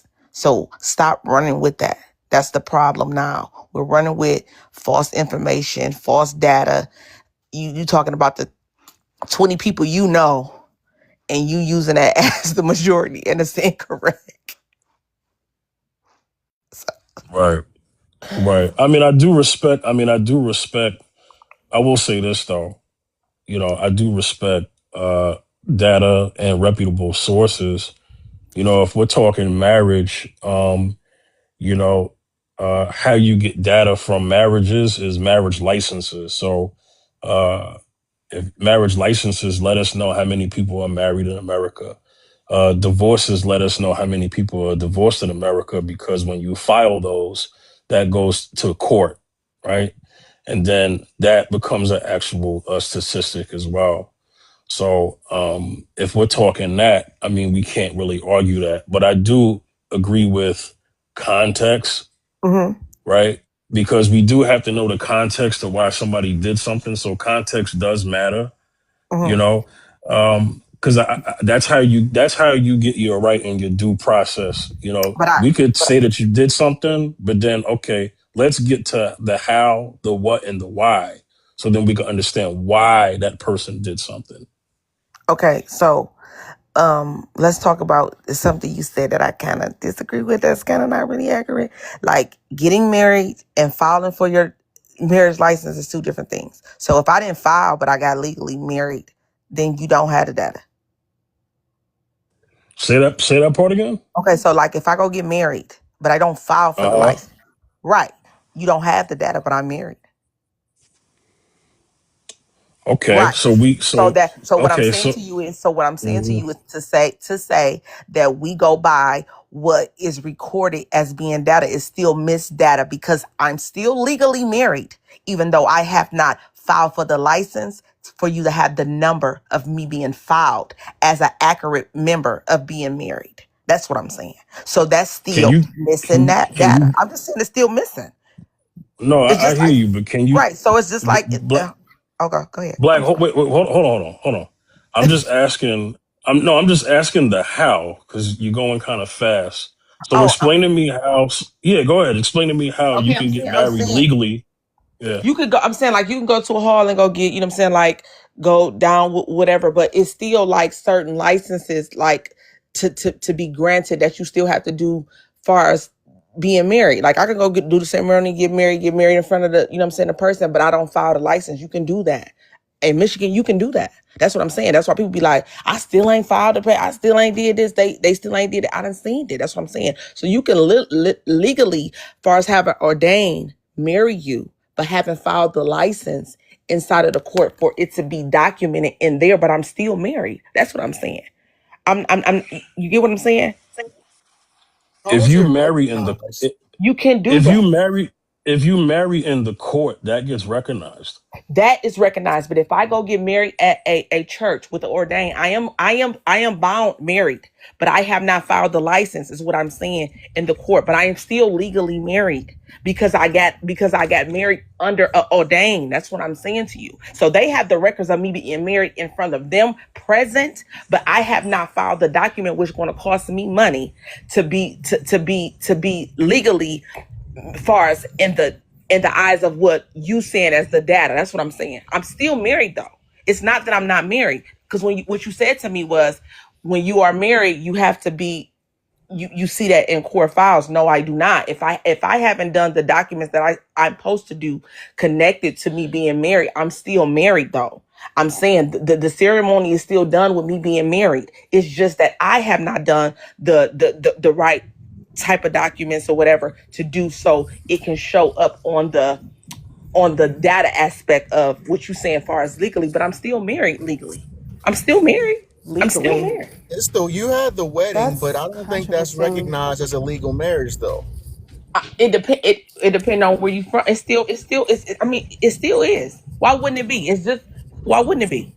He's You said, but sis, you said that it's not legally recognized, but it's still a marriage. And I think like I don't, honestly, I'm gonna be honest, I'm I don't saying really that actually, I don't, okay, because I'm saying he counted it as he's saying, as far as the numbers are saying, like the person is married. What I'm saying to you is, I get with the terms of what the legal data is counted as being the numbers that he can look up to say that I'm married, right? Because it's a legal form, right? That y'all have to count these people. This many people are married. This many right. people are married. We can only count what's You only legally can count recorded. what's been what's What's the legally part, recorded. right? What's the part that's being recorded? But if I'm married and I have not done the paper, does it make me less? Does it make Yes. It just means that you're not legally married. But That's what it means. I'm saying, but the data of the number of me being married is I'm still married though, and that's a number that you still can't count, but it's still outside. That's I what don't I'm think saying. you're supposed to count Why wouldn't I marriages count that them? are not. Well, hold on. Let me finish. Okay. You can't. When we're talking about, if like just removing you from the scenario, Okay. right? Just like not talking about you specifically, but like when we're talking about data and we're talking about the percentage of people in a state or a country or the world that is married, we can only go by measurable data. So it has to be recorded somewhere for it to be recognized by the state or the country or the world. So there does need to be some record, right? Like I didn't get married in a church because I don't do religion, but my marriage is legally recognized everywhere I go in the world, outside of not even just my state, not just the US, but in the world, because there is legal documentation to prove that me and this man are bound and are legally bound to each other, and we are a family unit. You get what I'm saying? I get what you're saying. So let me add a different scenario. Well, let's take marriage out. So when we go look up data and it talks about parents in the home, they usually are talking about the data of people who are married, right?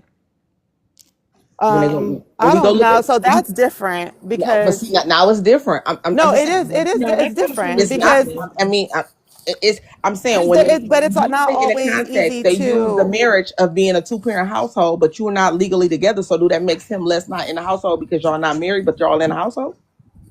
sis. Okay, hold It's on. just Black different. Black I'm Beauty. Black Hold on, Beauty. hold I'm on. not sis. Hold on, Okay, Black Black Beauty. Beauty. I meant that as a term of endearment, but It's I okay. meant no disrespect. So It's my cool. apologies if you Okay, took it that way. let me cut in. Black Beauty.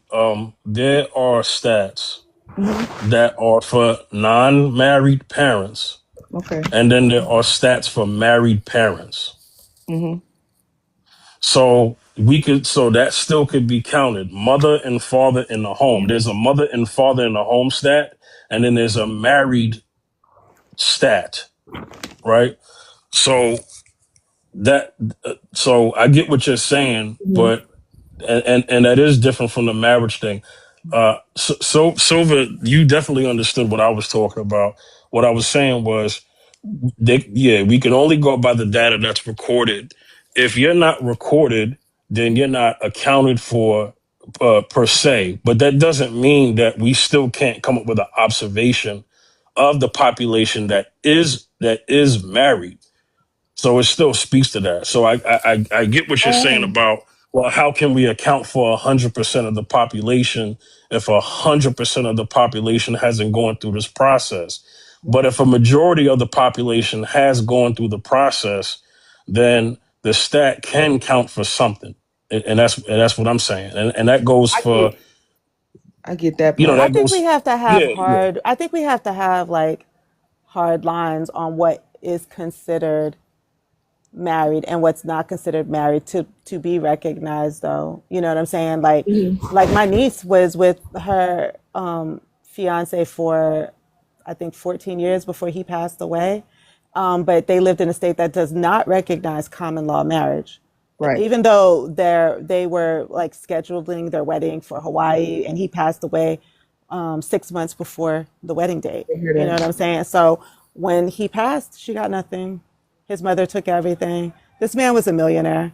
Her and her child, they got nothing because they weren't Legally. legally married, and so therefore the state's not going to recognize them, and there That's was no like, probate court that would touch them. So we have to, as women and as Black women especially, we have to just protect ourselves and be conscientious that whatever's not legally identified is means there is going to be a lack of protection there. yeah, because it's common law marriage here too. But yeah, I get exactly what you're saying. So Black Beauty, you said in the state of Michigan. Yeah, I'm saying we So got. what do you, I'm saying like so you what did you, yeah.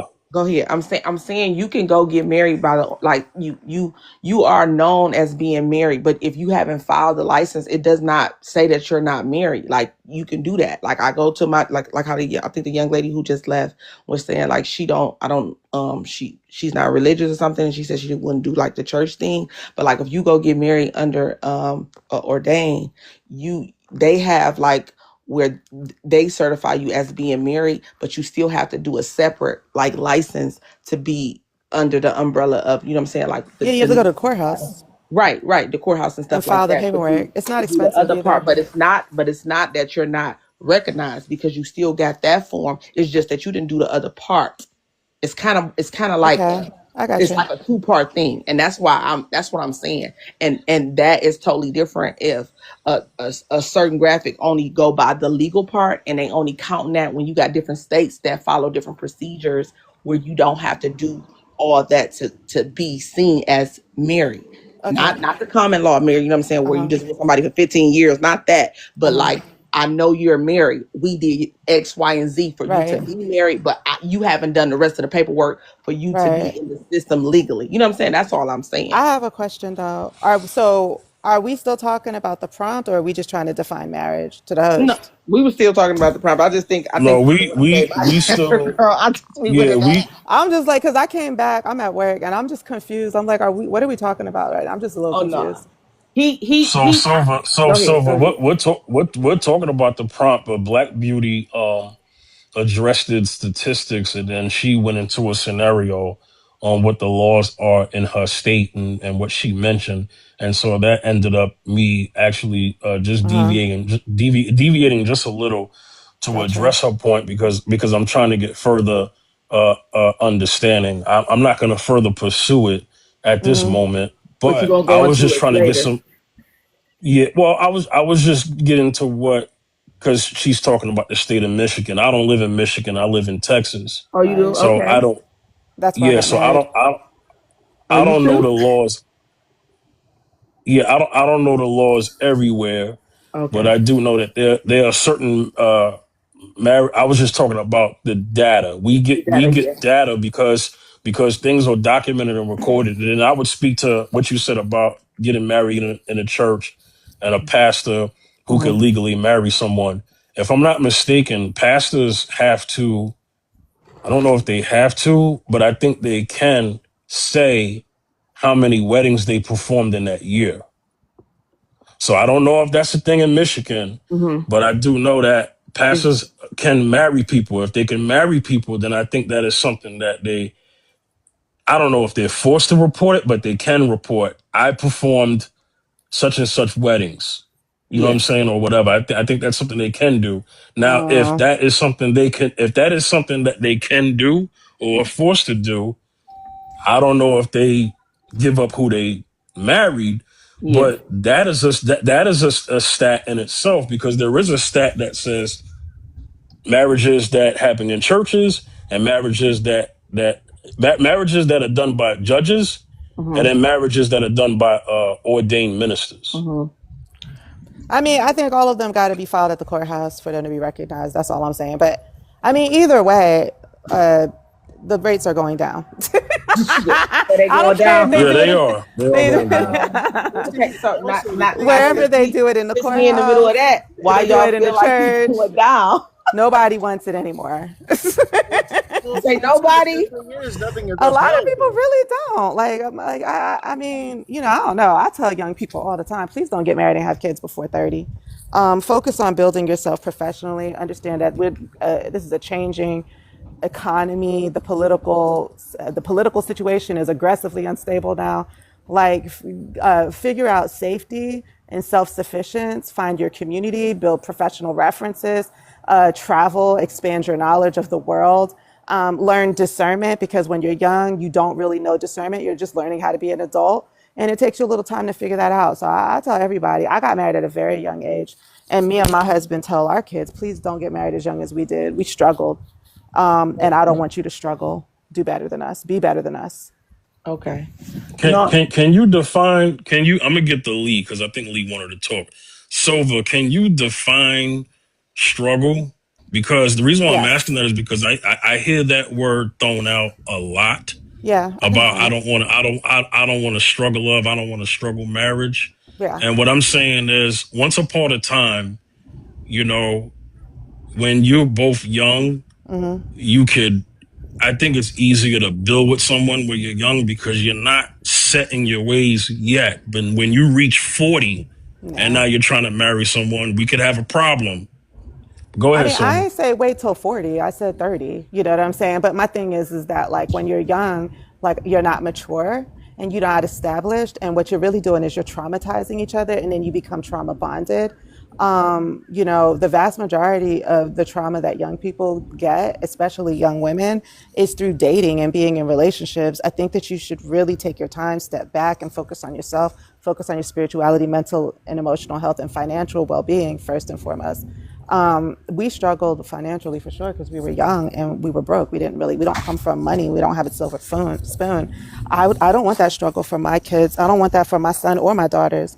You know what I'm saying? Like, if you could do better than me, and I can advise you on how, I would. I didn't enjoy struggling, and I don't want that for people that I love. You know what I mean? Even though me and my husband are happy and we love each other, it's by the grace of God that we made it almost 28 years. It's by the grace of Congratulations. God. Thank you. And You're I'm welcome. really grateful to be here. But I noticed that the majority of the people that got married the same when we did in 1998, the majority of the people who got married the same time as me are not married anymore, or they're on their second marriages. So, and their second marriages are thriving. So, wouldn't it be better to just wait until you're emotionally mature, mentally well, and financially stable? You know?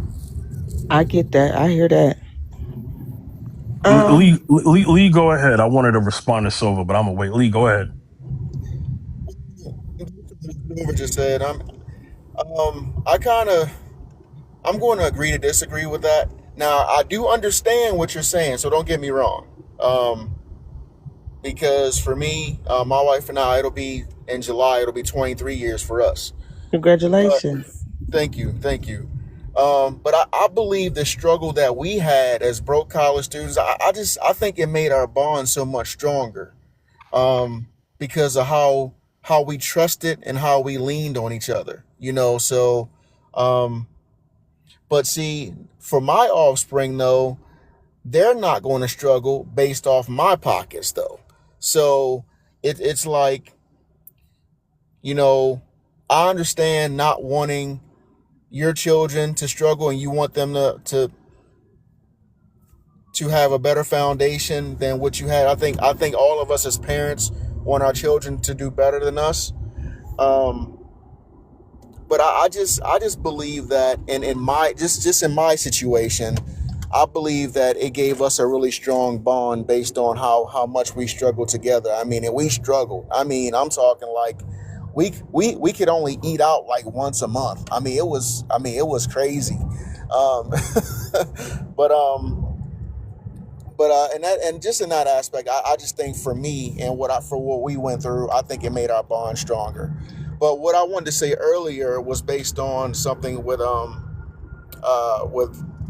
I believe Black, um, was just that wouldn't you want to, even if you could in the state that you're in, wouldn't you want to have a legally recognized marriage because of the fact that because it seems like if you didn't, it would make things like null and void. Like it would be no need for like anything contractual like prenups or I mean like if it's not even if it's not recognized, if the marriage is not recognized by the state, couldn't you technically just walk away?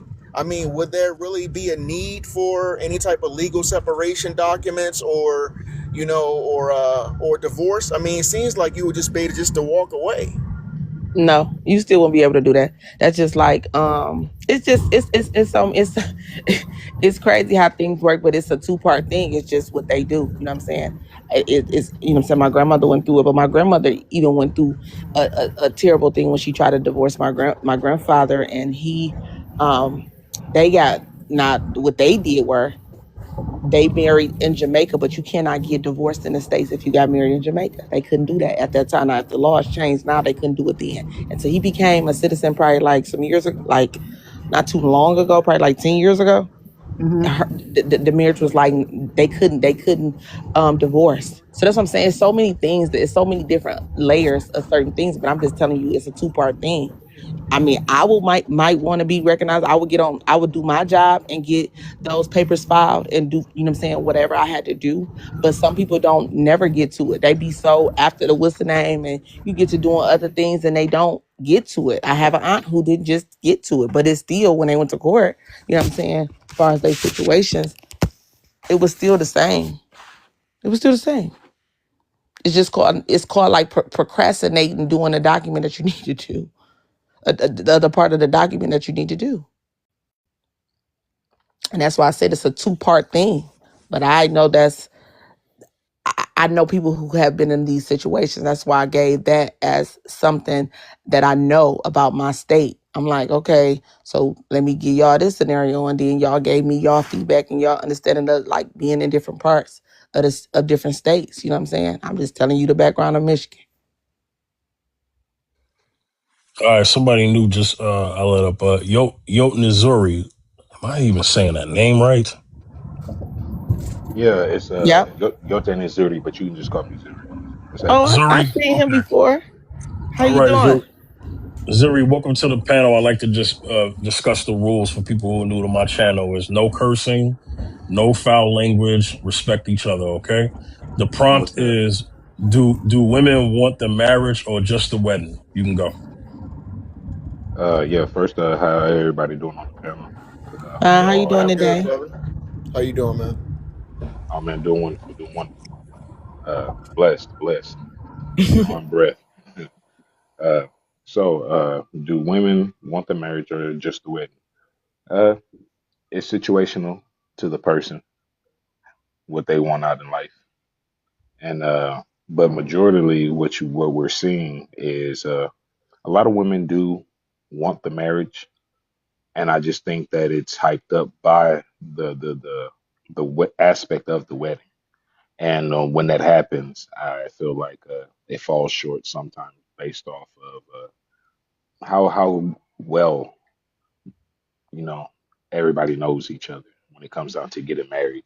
And I believe I was in another live, and everybody was saying, how long should they date versus how long should they wait before getting married?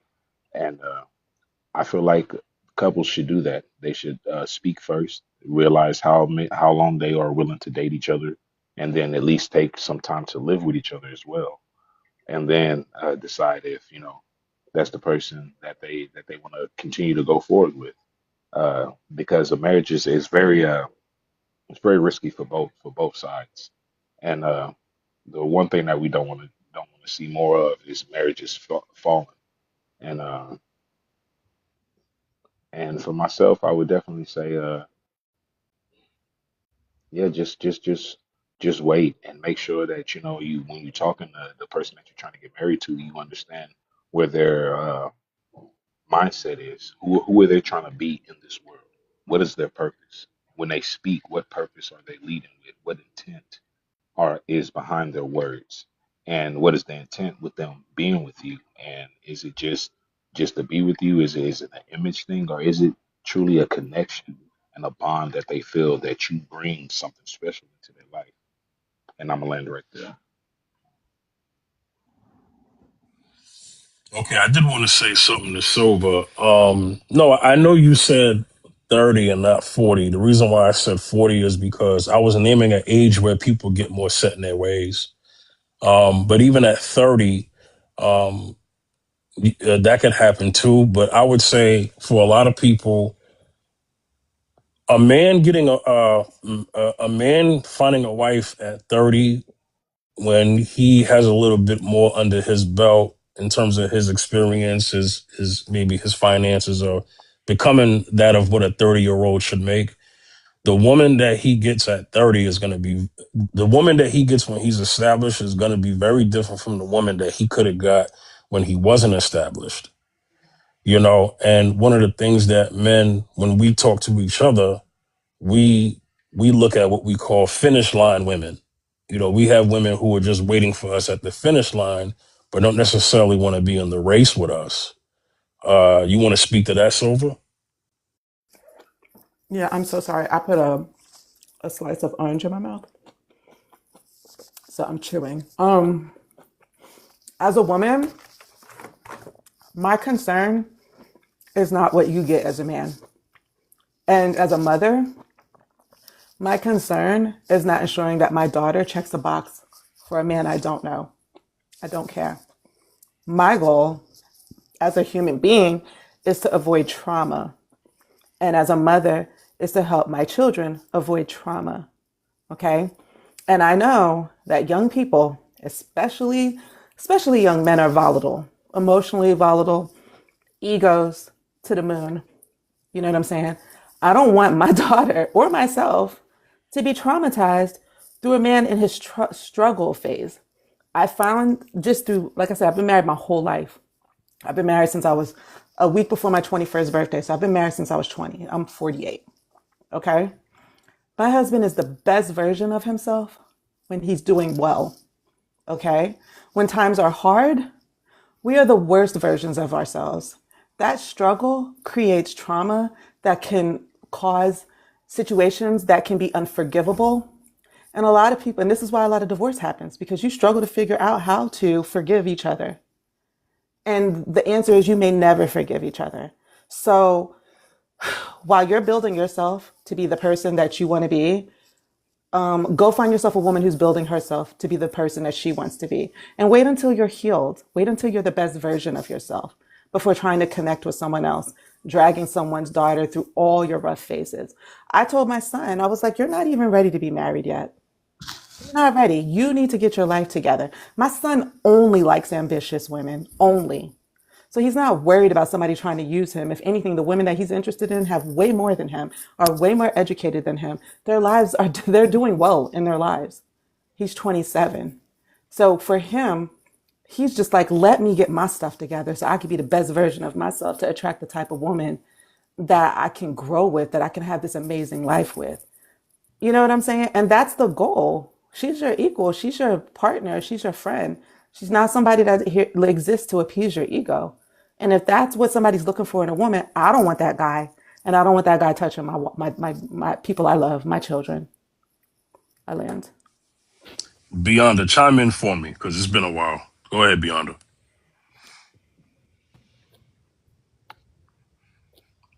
Beyonda. I don't know if they can hear you, but they might be on teacup. Okay, Beyonda may be out in the field. But when he gets a chance, I definitely want to hear his response. Um, Zuri, you said something in the comments. Go ahead and say that on the panel. Yeah, feel like we've adopted this way of we've adopted this way as human beings as taking things as a fight all the time. We're always attacking each other as genders. Men are saying that women are being damaged, and women are saying the same thing about men. As long as we keep the situations that we're talking about situational, then we're unable to move forward with helping the younger generation learn from what we know. And it also comes with, yes, building awareness and discernment. But like I said, it comes from teaching them to have purpose and really getting them out of the spectrum of focusing on what society is doing to us. There's been a lot of different distractions and things put into society to influence our young people. And as long as we don't get back to the root of the problem, and that's what they're subjected to, then there's no way for us to actually stop those things. And what I said in the chat was you can't avoid problems. You can't. You can only change how you look at them and learn to adapt from them and help build a way to maneuver around them because you can't really avoid them. You can help them learn the signs of when people are doing this and doing that. But we also have to remember that we would just have to tell them, hey, you don't have to deal with these people. You don't even have to talk to them in a sense at all.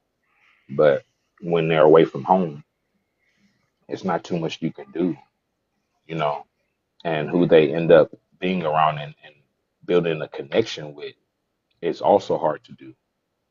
But like you said, you teach them and you let them know the dangers out there and what to watch for. And you can just pray that helps. But at the end of the day, you can't really control as much as we allow ourselves to think that we can. Not in I just want to say I never said any of that. Like that's not what I was saying at all. I was saying to minimize your exposure to trauma. Obviously, you can't avoid any problems. Well, you can't avoid a lot of problems, but you can't avoid having any problems ever.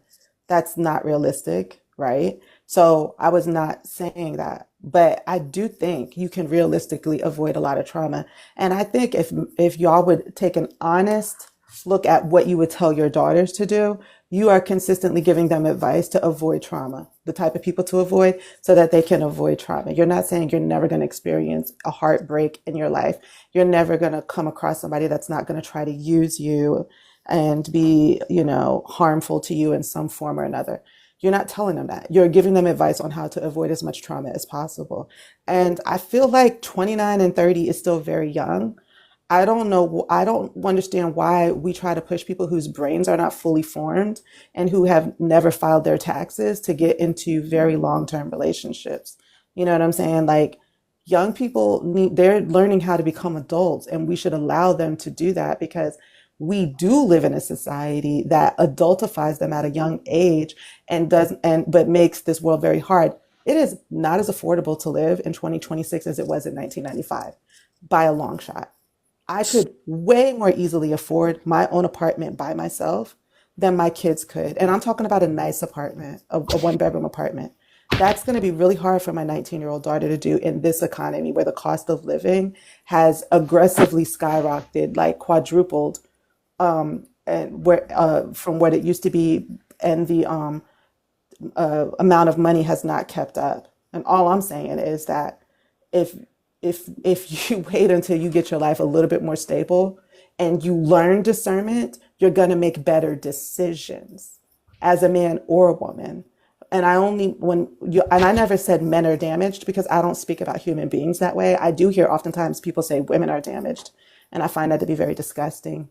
But I said that what you'll do is you'll traumatize each other because you guys haven't learned how to be healthy adults and haven't learned conflict resolution yet because you're still mentally children. And that's all I'm saying. Like, you So just so gotta grow up a little bit. mhm. So Silva, I just want to say this though. This is not to contend. This is not to rebuttal or retort what you're saying as if you're saying anything wrong.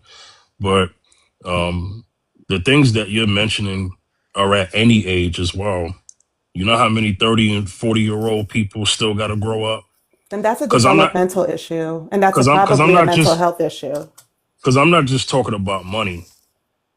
We have I'm to talking about understand that. all of it, you No, know? yeah, I'm about to too. Hear this. So what I'm saying is that there are people who are doing well financially, right?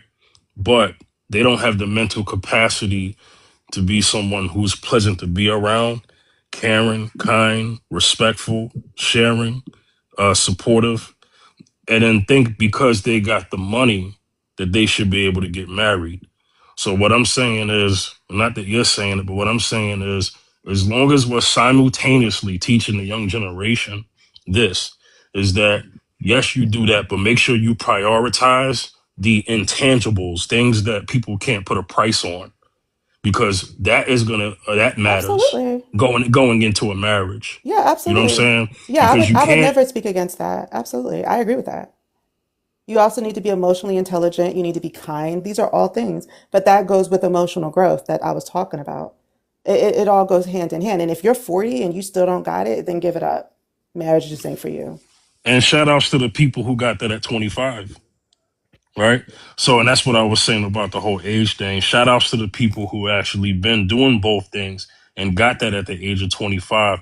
Or also, men and women don't always marry each other at the same age. I mean, you got older women who marry, a 35-year-old may marry a 25-year-old woman. That's terrible.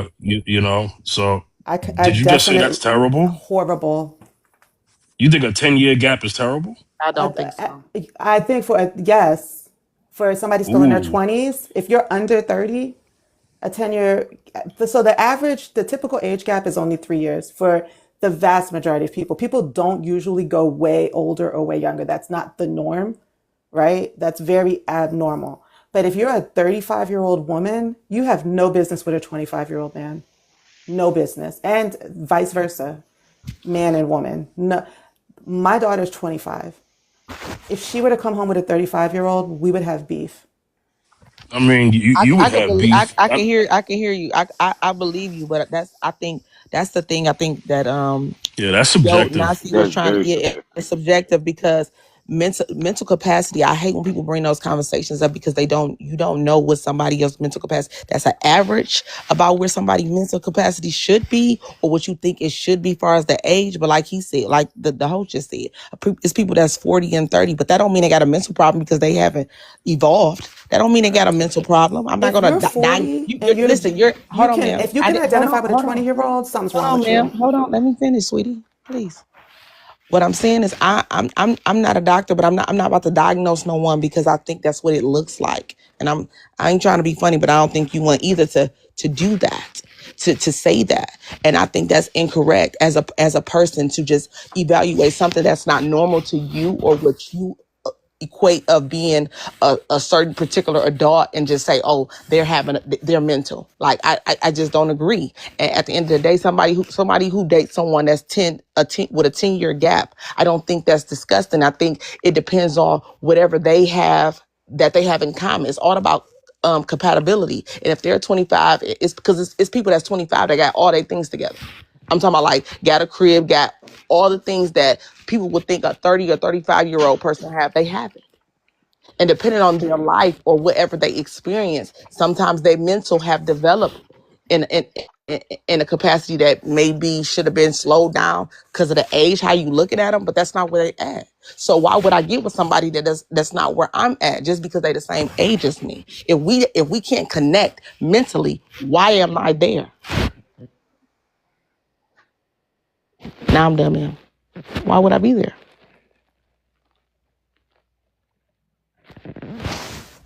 So you would be in the same place mentally as somebody 10 years younger than you? could be. Yes, I could be. I No, don't. that's I a don't think developmental that's what. issue. I don't No, think that's. I don't think that's what she's saying. Okay? Let's do this. I don't think it's so much of the mental, as far as like your brain capacity and how you function. It just could be because you just wasn't ready yet. so So now then be you're ready ready at with somebody 35. you have things in common with. You can have things in Let that young person have somebody their youth. 35. Somebody 35 could have things in common with somebody 25 in this particular aspect. Let's talk about the specific thing I'm that they speaking from could the have in perspective of the common. older person, not the younger person, because I give young people a pass. My perspective Okay. as an older person is you're being a predator. Okay, let me answer the question. So what I'm saying is that 30 you could be ready at 35. The person at 25 is mature, right? Mm-hmm. You're at 35, you're ready. You've waited to get established. I mean, that's something that you talked about. Hey, men, wait till you're da da da da da, right? And so for that man who did that, he comes across a 25-year-old. At first, he's like, I don't know, she's 25. But then if she checks off all the boxes, then that's who he's gonna marry. And I don't know about you, but that's kind of common. Older women, I mean, older men marrying women who are younger than them. It's common. Yeah. It's actually pretty common. That's Now not the on the norm. You like on stats. the Look at the other side, stats. okay. The typical age gap I is didn't not. say. Wait. Hold on, Silva. Hold Uh-huh. on. I'm answering you. I'm not. I didn't say most, but growing up, it was pretty common that women of a certain age wanted older men. And Right. so what? And so what? And That's because of the, programming. it's because they were attracted to the resources that such men may have had. Right. They And wanted to out of his survive. picking, hold on, Silver, hold on, I'm almost done. I was quiet. What I'm saying is that out of the pickings that he or she may have, she didn't want men her age because a man who's 25 is not going to have what a man who's 35 is in most cases. So that's why she went that way. In terms of him, he is more of okay. Well, she's 25.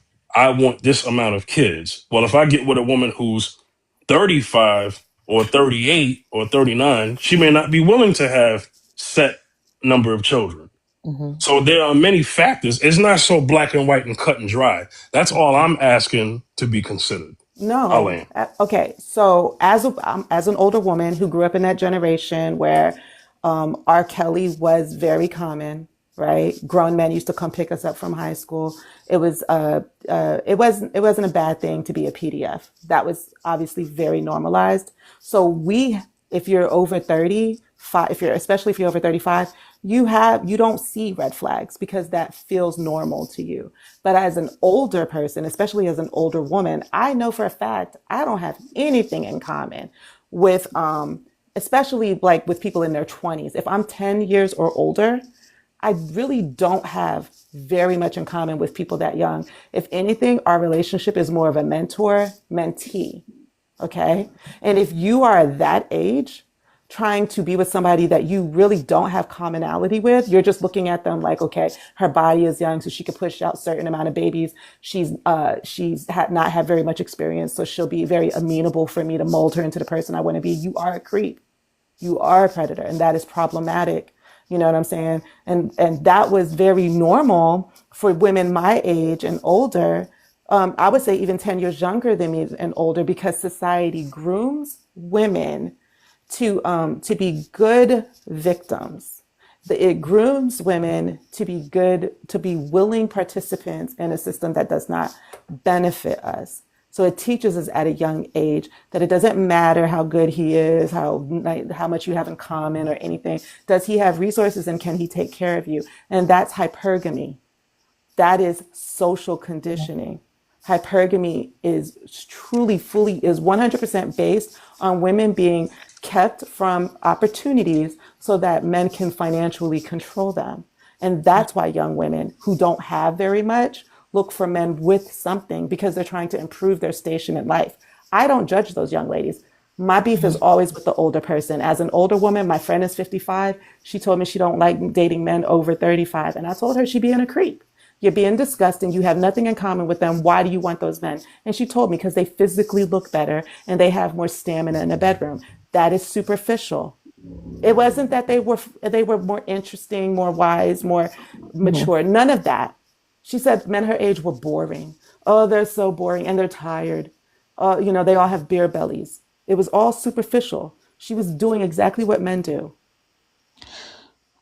Well, all women that's older that date, I mean, because I actually date a little older. I'm not dating younger, but all women don't think like that. And I think that alone, you taking that particular situation or multiple situations that you have like that and just going with it. That's what it just sounds like to me. I'm now the end of the what you ended off with at the end, I actually agree with as far as like men keeping women from certain things by controlling them with, you know what I'm saying, with the finances. I agree in that aspect, but just using your friend as an example, I think sometimes people use situations that's in their life and can completely be biased to them. Like and that's the truth. And that's what it sounds like. I don't know, Agreed. but that's what it sounds. I'm not a person who can say that's what you mean because I don't know what you mean. I know what it feels like and what it can be interpreted as. And that's what it seemed like. It's a bias. That's just like when people, a young lady in a comment talking about blaming a victim.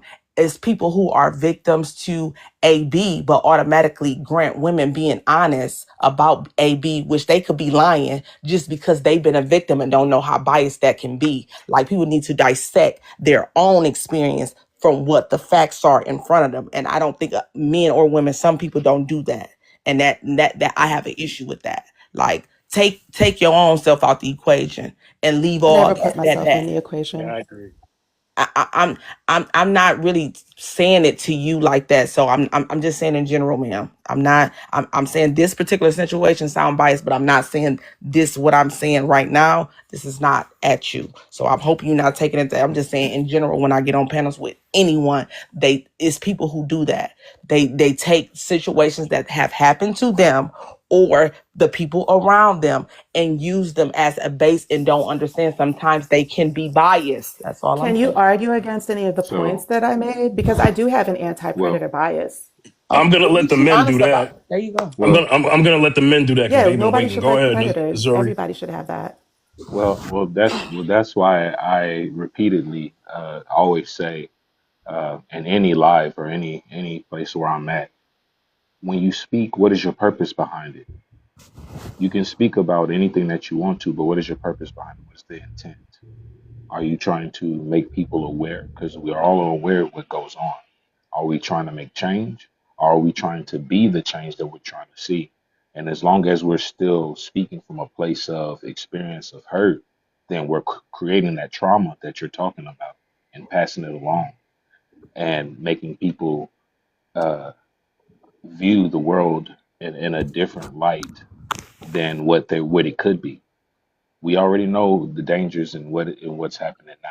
I'm not taking that from you. I'm not saying anything that you said was false at all. But when it comes down to how you speak, you've said many a times that yeah, some men, young men, I won't let a young man that's going through his trauma phase or his struggle phase, and that's I feel like that's just a poor way to view young men.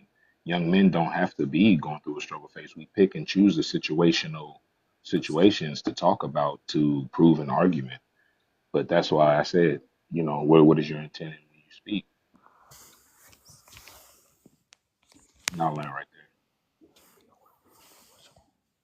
Yeah, I don't know what you mean. There was nothing wrong with my tone. I didn't speak in a poor tone. I didn't use hardly any personal experience. I spoke about what was considered the norm based on what the host said. He said that young women often preferred older men, and I went into the reasons why. I didn't ever say I, me, or my, right? So I'm not like, and you're saying, oh, you're speaking from a bias, not you specifically. Yeah, we should all have an anti-predator bias. My intention is always to protect young people. I I I don't ever blame young people for anything. Just to be clear, if you are in your 20s specifically, I think that is a very special time for you to grow into who you are. And I think it's horrible for older people to try to rob you of that youth. So if you are 35 and you're ready to settle down and have a family, I am sure there is a woman in her 30s that's available to do the same. So now I am going to speak from personal experience. I was in a support group for stay-at-home mothers called Mocha Moms, and the vast majority of those women, they are very privileged women. As Black stay-at-home mothers, they are married into high-income net worth families, and a lot of them actually come from money. They come from families that are well off. And those women they spent their 20s doing college and building their careers. And then when they got married, was like, you know what? I'll take a break from my career and stay home with children. These were women who were doctors and lawyers. And guess what? They were all in their 30s and they have multiple children. My mother had me in her 30s. So the way that we speak as a society continues to trap young women before they even have a chance to grow who they are. And I'm always going to speak against that because it is my intent to protect young people. And I think this ideology that young people need to get locked into something, especially children, because when people get married, they also tend to have children. I think that it's not healthy or right or fair, especially to young women.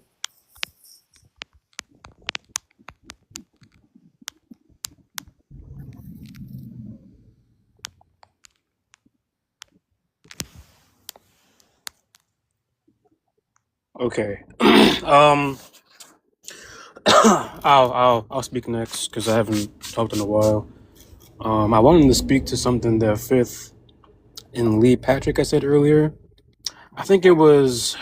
I'm trying to remember. I think it was relating to like the struggle love thing, and I actually agree with like what Fifth said about women like doing the finish line thing, because like how I think about it is like a lot of women from what I've seen is that like when you go to a restaurant and you're served a meal, you're served the meal in its fullness, like it's cooked, right?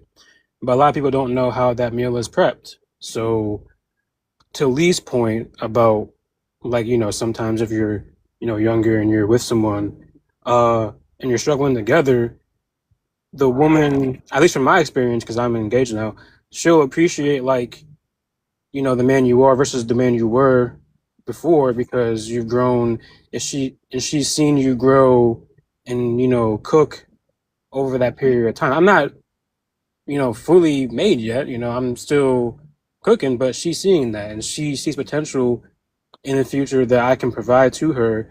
It might not be like glamorous in the sense of me having money like Bill Gates or Jeff Bezos, but she does see potentiality there. And when you're going through it every day, I'm not saying that we live like check to check, we do fairly well, but she was with me when I was on rock bottom, and I've worked my way out of that, and now I'm in a pretty good position.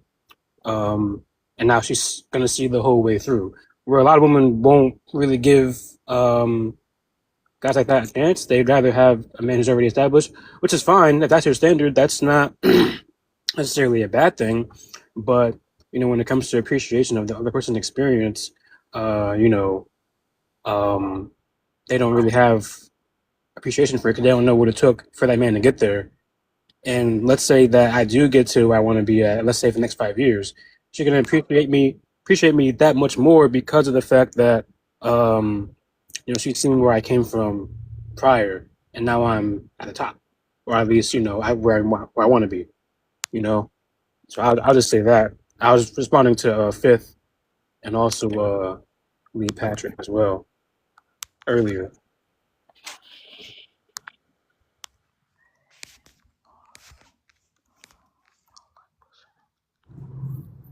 I think that's a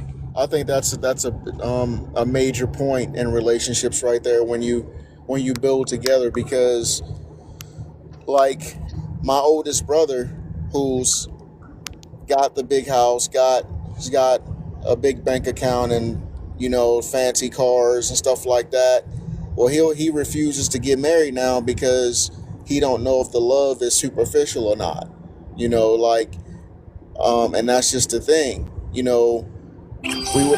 would always tell him like, man, why are you and that was kind of his thing. I mean, he always wanted to make sure that he was established, he had this, he had that. I mean, which is fine, but now it's like, now you have everything that you've always wanted.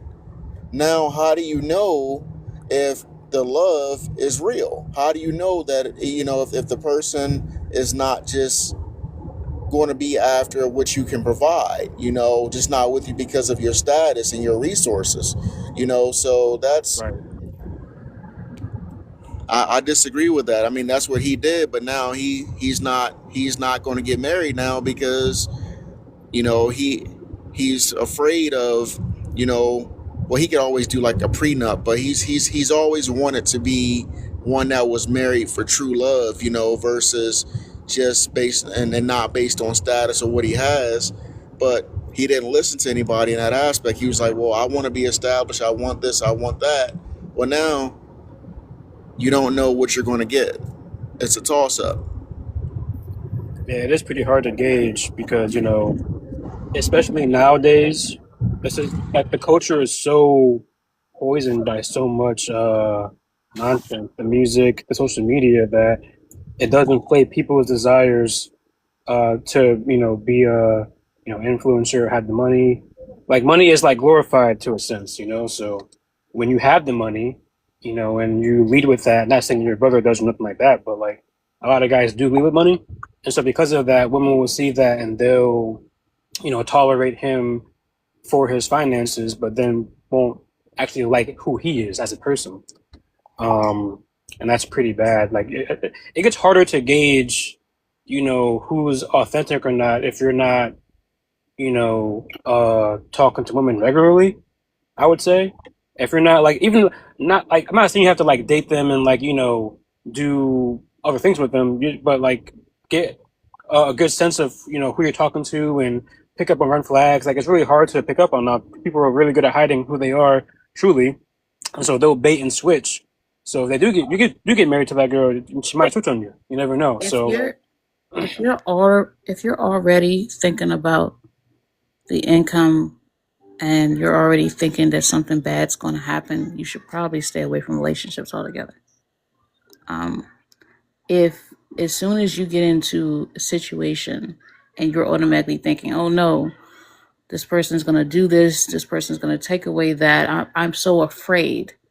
I don't think relationships are for you.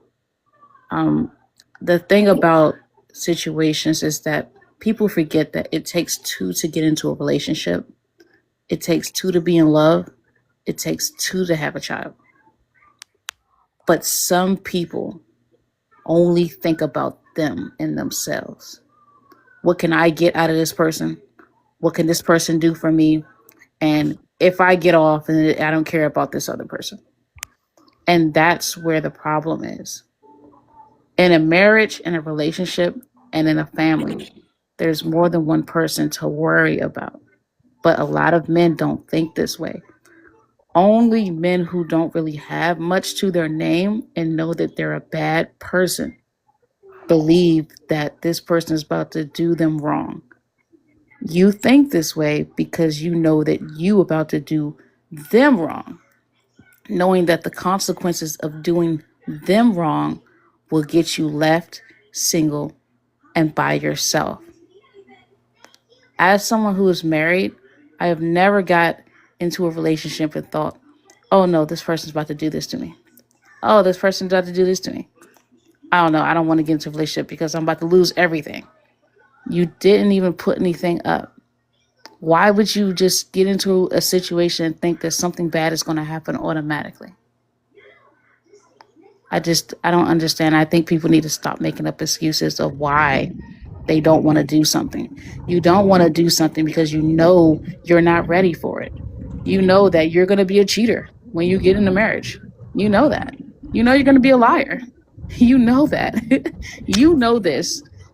But you want to say, oh, I don't want to get into this and I don't want to get into that because they're going to take everything I have, or they're going to do something against me.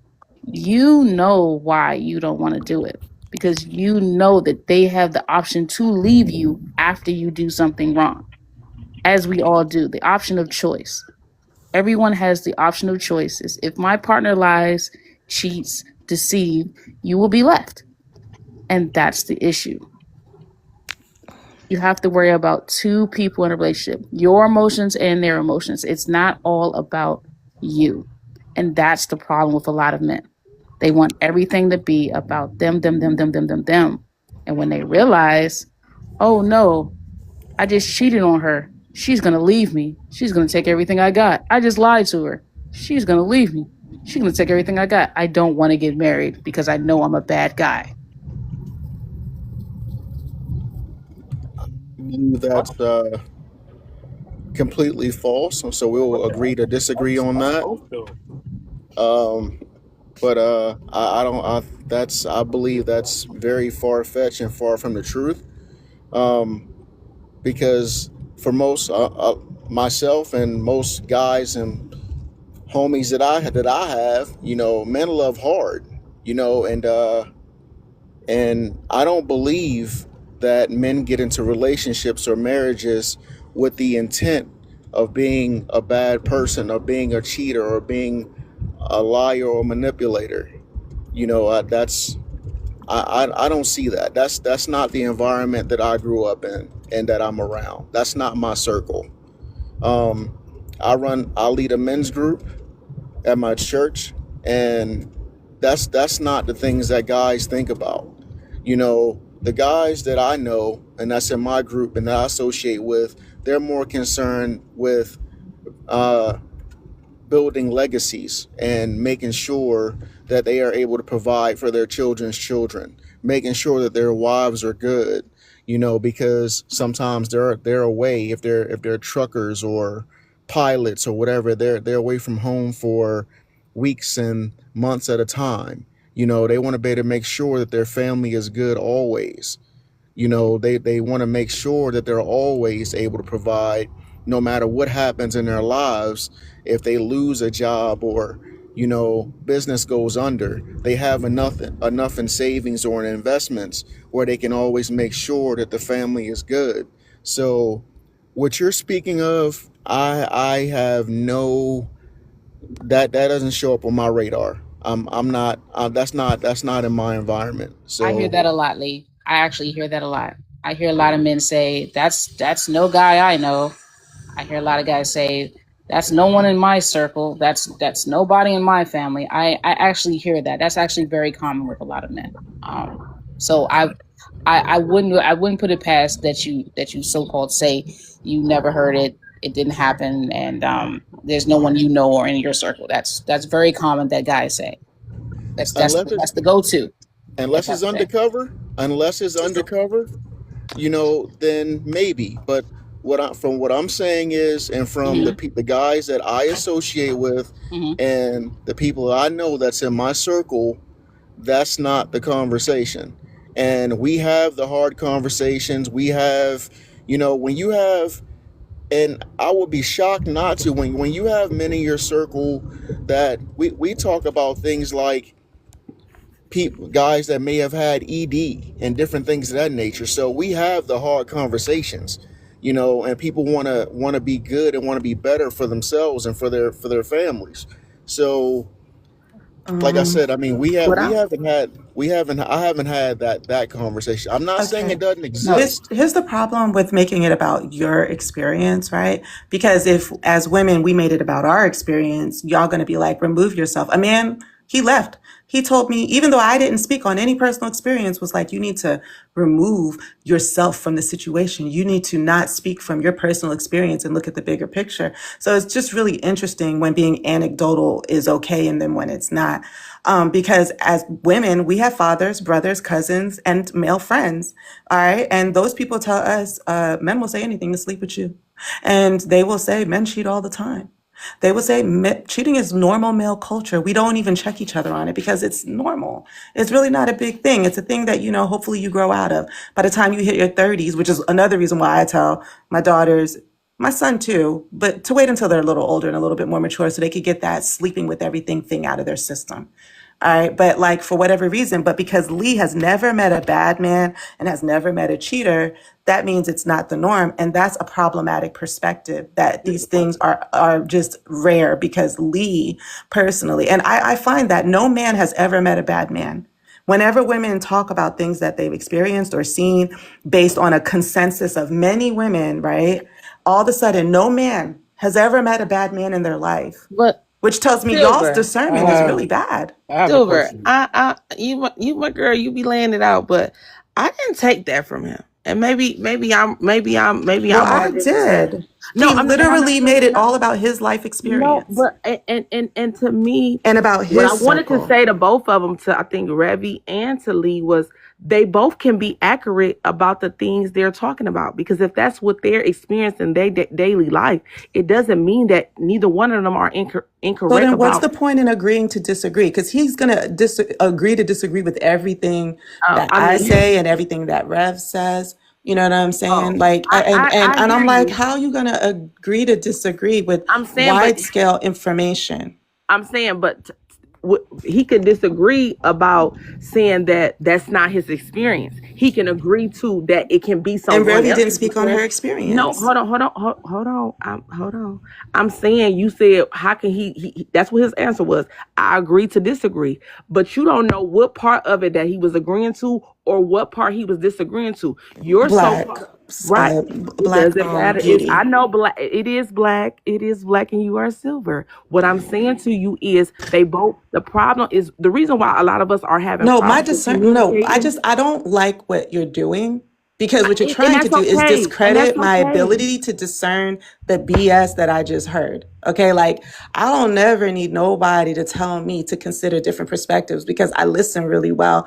I have a pretty high IQ and I discerned very well what he said. And what he did was he centered himself Mhm. and said these things, what you're saying, I'm going to agree to disagree with You because I didn't even don't have to believe tell me about your that IQ. it's a Like, I don't thing that's going understand to why people have happen to because go and I go don't dig see it those in, he things said up. it's a Like, gross. I didn't What was it you understand. said, Like, sir? You said that is a gross exaggeration or something you said about what she said, right? I don't remember the exact he words. didn't say those words. I'm asking him to clarify, Oh, ma'am. okay. It was a Wait, question. before we get into this, Lena, are you there? Who? Yeah. Okay, we'll resume that conversation, but let's I have just Lena didn't talk like about that. it really quick. Yeah, Lena, that's why the we question can't come today over is: do women want the marriage or just the wedding? You can go ahead and talk. I ain't capping for Um, no Revy. from what I typically hear and growing up, what I hear, it's more so a fantasization with the wedding, but also it's like a fairy tale ideology with the man too. So I think that they do want marriage, and they just have a fairy tale outlook on what marriage is. It's not like realistic. It's more so like something that you would see in a 2000s romance rom-com movie. Like that's what it typically is portrayed as. Or sometimes I hear women, it's always usually from a selfish point of view, where they look to be served. They look to be provided for, but they don't want to provide in return. They don't want to serve in return, but they want to be served and they want to be provided for.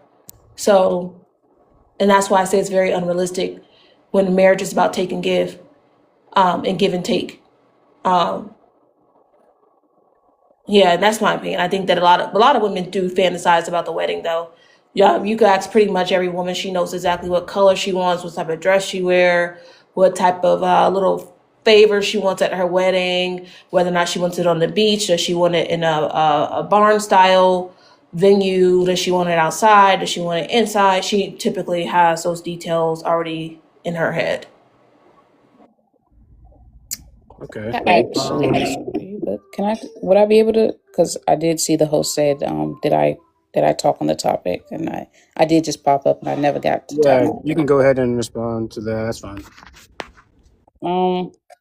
Do women want their marriage or just their wedding? I definitely disagree with women already knowing on what they want, venue and everything. A lot of women don't even think about it. A lot of women don't even know if they want to get married. A lot of women don't want to get married. Some people just got married and had no idea. It was never even their plan. It's people don't know what they want until it's in front of them. Let's put it like that. Like, I'm not thinking about it. I'm not thinking about marriage, and I'm like a 10-year-old girl. I'm sorry, I'm just not. And that's just the facts of things. People don't think about marriage until it's in front of them, until that man gets on his knees and asks you, and you guys are planning it together. That is the only time you guys are thinking about it. When you're in a relationship, you're not thinking about it, because it's just like, how many people have been in relationships and it didn't lead anywhere. When you're going out, when you're having sex, when you're doing anything, you're not thinking about it. It doesn't come across your mind until it's brought up, until it has been brought into the situation where he asked, and now it's like, now when do you want the wedding to be? That is the only time it's brought up. That is the only time you think about it. I don't believe where women are just like, oh, I know what color, what dress I want, what cake, the food, venue. I know exactly where I want it to be, and you ain't even got a boyfriend. Girl, like, I'm sorry. Like, it's no way in hell. It's no way in hell that's happening. So I definitely believe that women want the marriage, because they're not just marrying any guy that comes across their way. They're not going to just go after any guy. If you pick any dude, a lot of women can't even get a marriage. You pick a bum off the street, you can get married, but if you think you're having a wedding, no. A lot of men can't even afford rings out here. Some people are getting married and don't even have a ring.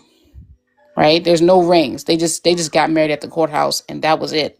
No clothes, no people invited, no wedding rings, no cake, nothing. So when people say, do people want the marriage or do people want the wedding? Just know 9 times out of 10, the woman is marrying the guy that she actually cares about. It doesn't even have to be a wedding for a lot of women. And I land. Okay. Poetic, are you there? Yes. Welcome to the panel. I don't know if you're new here or not, but a couple of ground rules.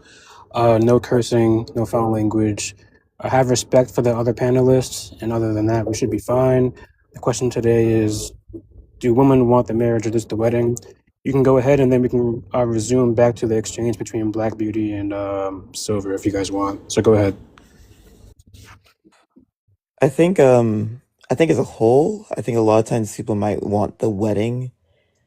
I can speak for myself. I know for me, I would want the marriage, because I mean, the wedding doesn't equal marriage. It's just this. I think it's just an outward sign showing that you two are basically joining your lives together. And I mean, that could be anything. Because I know some people feel like a wedding is only a wedding if it's this big thing, and they feel like it's not a wedding if they get married at the courthouse. But if however you decide to join yourselves, that was your wedding day.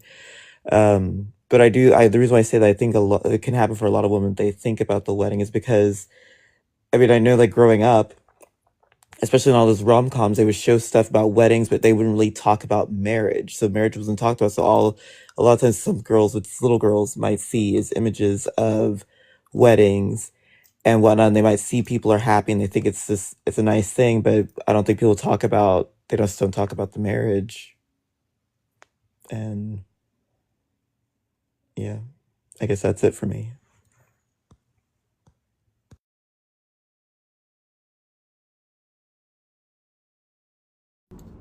Hello. Yeah, okay, you can go ahead and talk, Black Beauty. Okay, what I'm saying is I'm not saying what she's saying is not occurring. What I'm saying is it's not all men. And to me, that's what it sounded like on her end, just like his experience. If they both telling each other's experience, it's not false if they experiencing it, but it's not the overall. And I don't understand what's the problem with me saying that. Like I be kind of confused. It's not about a Because cop. that's not what It's not, happened. man, hold on, Silver. It's not about a Wait, cap because she said it's a cap. It's not a cap with me. You talking about that's not what happened. That is what happened. She got up here and said her state. I literally listened to her. Then you brought up IQ, listening skills. Like nobody's not listening. I am listening. I just don't listen the way you want, or you want me to interpret it the same way. And it's That's not not. what I was saying either. Like, but you brought those things up. You keep interpreting what I'm saying wrong for some I reason. did not. You But everybody's Revi interpreting did not everything even you give say her wrong, personal Silver. experience. Everybody is interpreting everything. And we Every time all heard him say what he did not use that word. Let her hold on. When we're talking, only one person talks. There's no need to interrupt. We're all adults.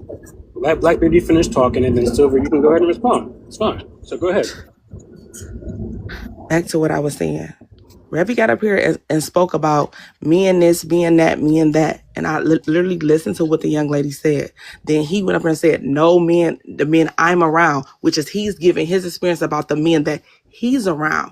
I'm not seeing that it's no confusion that those men that Revi was talking about are not out here because we physically can see. But if I'm not in the proximity of those people, do that make my statement less false because I'm not? And that's, to me, that's all I was getting from him. And that's all I was going to say. What she was saying was factual to her experience until what he was saying was factual to his experience. I didn't understand what was the confusion of me saying what I said to be like, oh, she's capping. For him, I don't have to cap for anyone. What I'm saying is that's why I don't generalize. And I see a lot of that on here. And I land there. Now Silver can go. I mean, I just know when I was speaking, I was just saying in general that there are men and women. There are people who just date and only think about themselves. And there's people who will get into a marriage and know that because they're not a good person, that the marriage is going to end. Nobody gets into a relationship and just be like, oh yeah, I know this relationship's going to end because this person's going to take my money or do this and that and that. No, it's because you know that you're not a good person. You know that they have the option to leave, right? A lot of men have said, I just want a woman to cook and clean. A lot of men have said, I've only got married because she had a fat booty and I wanted to have sex with her. Like a lot of guys have said why they get married and why they get into relationships with women. And it's not because they like the woman. So when he said, well, in my personal experience and the guys I hang around and the guys in my family, he was giving his personal experience while I was talking in general. And that was kind of it. Is the panel open? Yeah, the panel been open. Oh, okay, my bad. I didn't know. Okay, no, it's okay. No, I think new people got I think that when it comes to personal experiences and things like that, I think that can shape people's point of views and where they approach this topic from. When we look at a majority of women as a whole in Western society, that is where I get my point of view from, right? I used to love watching the show Four Weddings. I don't know if you guys used to remember that show, Four Weddings, Say Yes to the Dress, Bridezilla. I used to love to watch those shows when I was younger, and a lot of times during those shows, you got to see like the women talking on their experience.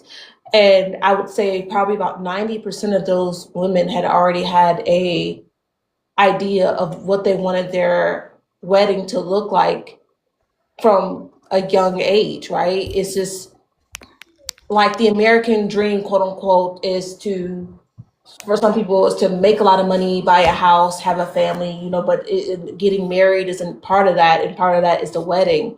And I think that for some of us, when we have envisioned something, and if it doesn't look like the thing we envisioned it, we usually decline it. So that's what I'm saying. Like maybe some people don't think about those things as a young age. That could be due to the environment that they're raised in or the way that they're brought up. But yeah, for a majority of women, absolutely they do. And there's nothing wrong with it. It's just that at some point you have to grow up and accept what's reality and what's not. I'm not saying it's anything wrong for a woman to know exactly how she would like her wedding to be, what it looks, because I think that is important, right? If she chooses to have a big wedding or whatnot, or maybe she wants a courthouse wedding, who knows? But I'm just saying. We'll put a slight pause, the open panel. I think this person's new, Lachelle Loaded. Is that how you say your name? Yes. Hi, welcome. I don't know if you're new here, but if you are, welcome to the panel. This is Fifth's channel. I'm temporarily stepping in. Couple of ground rules: no cursing, no foul language, respect for the other panelists. But whenever you're ready, answer the question: do women want the marriage or the wedding? Go ahead. I think women want the wedding only because, and only because I don't think most of us really know what marriage entails. Like, I don't feel like a lot of people had a good example of that. So to say you want something when you don't really know what it consists of, it's like you can't want it if you don't know what it is, like, internally. And most of us don't realize, like, you're it's way more that come with that than just like, okay, now we live together. And like, this is so much deeper than that. And I think, even though I don't think females know exactly how they want it to be, but I do know that most females, when you even though you're not thinking about it in detail, if you even think about it or like gaze over the thought, you don't think like a barbecue. Like, you don't think like, oh, it's gonna be some low end like that. Even though you don't have an exact or a detailed vision of it, you just have this like, oh, it's gonna be grand. Maybe like it's a very broad general. So I think women know what they want, but not in detail, because they're not at that point to make those decisions yet. But I think women definitely go, or even like, marriage to them is just the ring and the wedding more so. They don't think about the day-to-day stuff that come with it. So I would have to say they want the wedding. Okay, Lee, are you still there, Lee? Yeah, I'm here, bro. Okay, can you clarify what you said? Because I think there was a misunderstanding from Silver, if I'm not mistaken, what you said earlier. I don't remember what you said, but she didn't agree what you said. So Absolutely. So basically, what I was trying to convey was that, and just real quick, if I may be transparent for a moment, I mainly whenever I speak, I mainly speak from my point of view. I don't know everybody in the world, you know, but I speak from I'm more of a practitioner. You know, I speak on things that I know about. You know, situations that I've been in, things that I've done. You know, I don't like to speak on anybody else's situation because I don't know. But when I Miss Reevy, I hope I'm pronouncing that correct. When she was speaking, basically it was kind of foreign to me, and that's why I said, you know, what I said. I was, you know, well, the men that I associate with, and that's in my circle, in my men's group, that's not what they aspire to. You know, so I'm not saying that nobody does, but what I'm saying is it's foreign to me, and that's not what I see. And on the flip side, what I would hope is, if there's any women that's listening, besides us on the panel, that they will understand, if you're in a relationship that's very unfavorable, you've gone through some things, and the situation, you heard what Miss Reevy said, and that's you, that's the shoe that you're wearing. I will hope, based on what I said in rebuttal, is that, well, hey, maybe there are guys out, because there are guys out there that's not like that. You know what I mean? So I, I'm on the other, in this situation, I was on the opposite side of the spectrum. That's all. You know, it wasn't to be malicious or anything like that. It was just basically, I was just basically saying that in my experience, the grown men that I associate with that have wives, children, careers, what they aspired to do was different from what I heard from Reevy. That's all. but to Silver and Revy's point, would you agree that you're aware that men out there exist like that? I'm pretty sure. I'm pretty sure it does. Like I said, I don't know everyone, but I'm pretty sure it does. I mean, I believe for for Revi to make a generalization, she has to have seen this. So, and speaking in general doesn't mean that you're speaking on everyone. But in order for someone to make that claim, they have to have seen it. Um, I wouldn't think that she would make a claim like that and never have seen it. You know what I mean? So, because I mean that's not even a good thing to do, just to make a speculation. So, um, I'm betting that she has seen that, and that's the reason why she said it. Not to speak for Revi, you can speak for yourself, I guess, but I would say that to her point, we all have, a brain, eyes, ears, intelligence to a certain level. You know, reality kind of operates in a general spectrum. Like a lot of the stats that we see, no matter where they are, where they come from, are from generalizations. So I'll just say that in her defense. I'm not saying that I agree with what she said, but everyone does that all the time. Make a generalization. You can deduce from what you've seen in the world, and you can make a generalization. That can be incorrect or correct.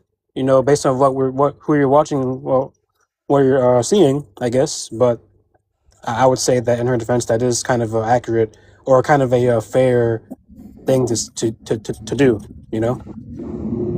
I mean, I can like I said, I agree to disagree. Because I don't know the stats on that. I mean, like she said, it was a general statement. So, and I don't know the statistics. However, you know, in certain things or whatever, when you make a generalization, like, okay, I got a perfect example for you. This is something that I researched myself. Okay, I was on a panel one time, and it was a bunch of young ladies saying that, hey, how BLK men don't like BLK women. And all they do is they go and they want to be passport bros and go outside and marry other races. And then when they make a little bit of money, then they want to go to the YT woman and stuff like that. So when I heard that, like I said, and even in this, it was foreign to me, and I didn't believe it. I heard it, but I did not believe it. So I did my own research. And in my own research, what I found is 85% of BLK men that are married are indeed married to BLK women. So if that's the case, out of 100% of married BLK men, 85% of them are married to BLK women. So that debunked that. So then I did the research on high earners, and 93% of the BLK men that are married and that make over $200,000 a year. That puts them in the 1% that make over $200,000 a year. 93% of those BLK men are married to BLK women. So that debunked both arguments. So it's like, where's these stats coming from? So is it just personal feeling, or what is it? I just want to ask Lee, like, it's a lot of words. You say you agree to disagree, but then say you believe that these type of people exist, and then say you have to first see the stats for you to believe it. Like, I want people No, to stop being. in that situation, Rivi, not yours, not yours. In that situation, I wanted to see the stats. I just But I I just want people to understand that there are people who get into relationships for bad reasonings, and then there's people who are afraid of these relationships because they don't want karma to hit them. There are a lot of men and women. There are a lot of men and women. Okay, I'm not gender biased. I'm fair. Who get into relationships, marriages, and situationships to only get something out of the other person, and they harm these people, right? They hurt these people. They don't have to hurt them physically. They can hurt them mentally, right? And then they get into another situation and they get scared. I brought up this point because you said that your brother was afraid to get married because he's afraid that she will steal all his money, right? And I popped up and was just like, why would someone get into a relationship and have that type of fear? Unless they did something to another person and they feel as though karma's about to hit them. The only way someone is afraid of something that never happened to them is if they know that they're a bad person and karma's going to hit them. I'm only afraid to get into a relationship with a guy if I know that I've done every guy I've ever gotten a relationship with very, very bad.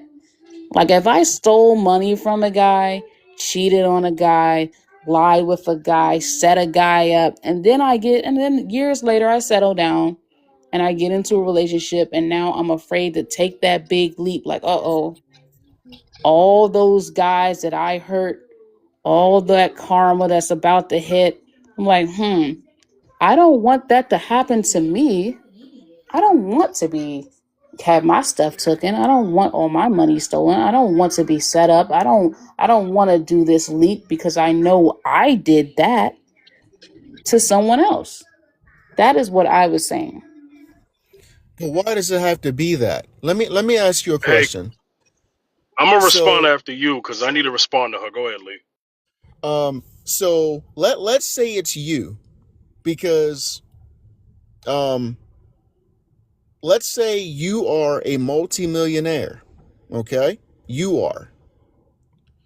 But you want to marry, you want to have children, you want to have a legacy of you, you want to have sons and daughters.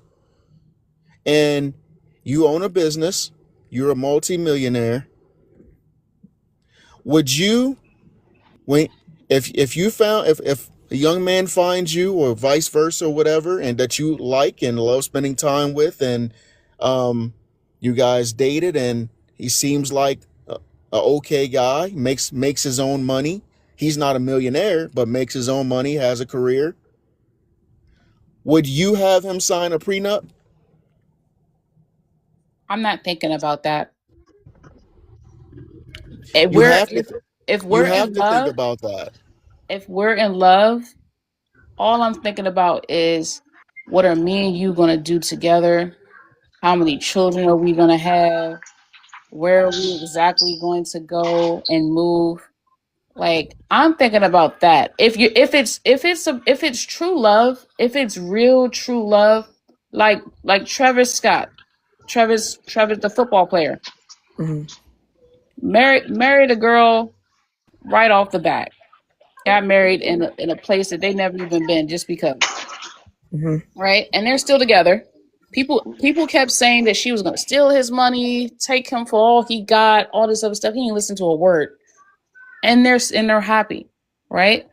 Like, did he ask her for a prenup? No prenup was signed.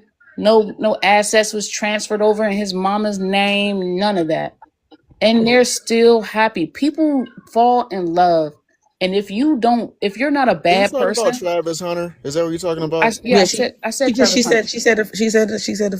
The football She player. said Travis Scott. I said She said Travis Travis Scott. Scott. I said Travis But we Scott, knew and what she then was I talking switched about. it. I kind of knew what she was. I I was said just trying to Travis. put it I said together. Travis Scott, and then switched it. I meant Travis Hunter, but I said Travis Scott first. So you guys are correct, but you guys Okay, didn't hear the go ahead. Hunter part. But yeah, and I said the football player for everyone who didn't Yeah, know. you did. You said the football, so I knew exactly who he was talking about. But Okay. No, go ahead. I'm now, can I sorry. Go say ahead. something though? But Yeah, go ahead, Black. okay. What? Wait, hold on, Black Okay. Beauty. Go ahead. I gotta get with Revy before Revy goes off the panel. So I've been Okay, 'cause I I've been wanted to say. listening, right? Mhm. It's all right. I've been listening. So Revy, I just want to be clear. are you saying that if a person has a particular fear about what someone is going to do, that it's only because that person did something? Is that the only reason, or you're saying that's just one of the reasons? I'm saying that's one of the reasons. But it definitely is definitely one of the reasons, because it's one of the top reasons. Yeah, see, that's what I was going, but he asked it already because I'm looking It's like that's definitely not one of the true. top reasons. It could definitely Because be more. It could be, you're just afraid of commitment. It can be you don't want a relationship. It can be 100 reasons. see, But Rebby, see, this is the thing. This is my issue. You say those statements, and then once we asked for some clarification, you go into context and you go into detail and say, well, that ain't exactly what I meant, but that's what you say the first time. That's what was the issue when you made the statement about the men. You didn't say nothing about the women. You came and in men with and the women. men. No, not when you first came in and gave that story, that monologue. Absolutely not. Women was not involved. It was only about the men. You gave a lot of context about certain things, but you went into about men, this, that, and the third. And that's why when he went into I agree to disagree, I'm looking like, well, that could be her experience, but that's not the overall. Even though people keep you, This I'm was just never my experience. I never no, once ever thought it was my I'm experience. not disregarding your experience. I'm not disregarding, but it's Not the my funny thing. experience. But whatever. Not your experience, but you're using it as a form to anchor about it when you have no context of this experience. So now you saying it's not, you don't know none. I'm not saying you personally, but you seen somebody around you that might have experienced that about those men, right? I said I've seen and I've heard, Okay. and everything like that, and that's But what we not were talking about. physically you And when Silver experiencing got it. on you about it, you were trying to cape for Lee, and you were messing up because you were I'm trying to not. say that you were I'm trying to not say finished. I'm not finished, you were but trying to I you wasn't were trying to capping for say. him. I didn't want to go back into it, but But I did because well, that's the issue. but That's there the was no issue. You issue, make a black. statement. There No, was no it's not an issue. issue You between us. agreed. No, it's You not Hey, an issue. agreed. one mic, please. Listen, One I mic, was on please. it One mic, first. I please. was on it first. What You I'm saying agreed to you for both is of like us. how he just asked you to clarify that. You didn't Yeah, do that the first time. Right. And that's what I'm saying. You didn't I clarify didn't. it the first time. I didn't do Ma'am, it the is you gonna first let me time. speak or you gonna speak for me? Hey, let Because her I'm trying to talk. Go speak, ahead. please. Go ahead. My Thank bad. My you. bad. Like I said, he asked you a question to clarify. When you came up and made the statement, it was not like that. It was not, and that was my issue when I came to what you said. I'm capping for him. I was not capping for him. I don't understand how a person can make a general statement, then turn around and say, "Well, it's not my experience, but you know people of that it have occurred to around you," which is I'm not disregarding that experience. That's why I said both of you guys could be correct, but I don't understand what was the issue of his statement not being correct when yours was correct and you haven't even experienced it yourself, but you experienced it from people who told you or maybe showed you about that scenario. I didn't understand. You gave this now. I can't use. I'm using it now, but at the same time, I still stand where I stand where Silver was present. It's not good to. That's why I'm talking about majority, because half people have not met majority, and I don't understand why people keep anchoring their way and doing it like that. It makes no sense to me.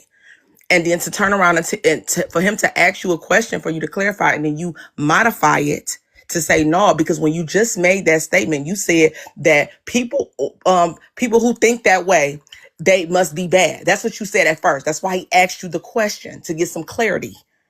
And now that you made it, that's why a person like me could rebuttal, because to make that statement is crazy to me. People can literally watch harm being done to somebody else and be like, "Oh, I'm scared of that. I'm scared of that." They don't have to experience it themselves. I ain't got to get hit by a bus to know it's gonna hurt me. So Mhm. that was an inaccurate statement to make, but you clarified it. So okay. And thank you, Black. Because I wasn't asked to clarify at first when I made the statement when you and Silver were going back at it. I went on mute and Lee went on mute and you two went on. But to me, it definitely sounded like you were trying to clear up Lee's point when he definitely made it about him and himself, which we mostly hear a lot of guys say. I don't see it because that's not my circle. That never happens, as Lee stated. That doesn't happen because that's not my personal experience. That's not my family. That's not my friends, right? And even though, as I said, it's not my personal experience either, but to say you don't see it and to say men have not said it and to say you never heard it is disingenuous. It's a fallacy. And that is what I was stating. And that's what Silver was stating. Silver did not understand. She's not right up here now, but she didn't understand why you was going back and forth and trying to help Lee with his point. And once again, I was never asked a question, even though we were all up here. After I stated what I stated and after Lee stated what he stated, we went on mute. We were never asked to clarify his point. I was never asked to clarify my point. You two went back and forth, and then that was that. But yes, the host just asked me, and as I say before, I never mentioned all. I never mentioned majority. I never mentioned You said men. my personal experience, and I never said anything like that. Nor was I ever asked to clarify. So No, you I wasn't. don't know.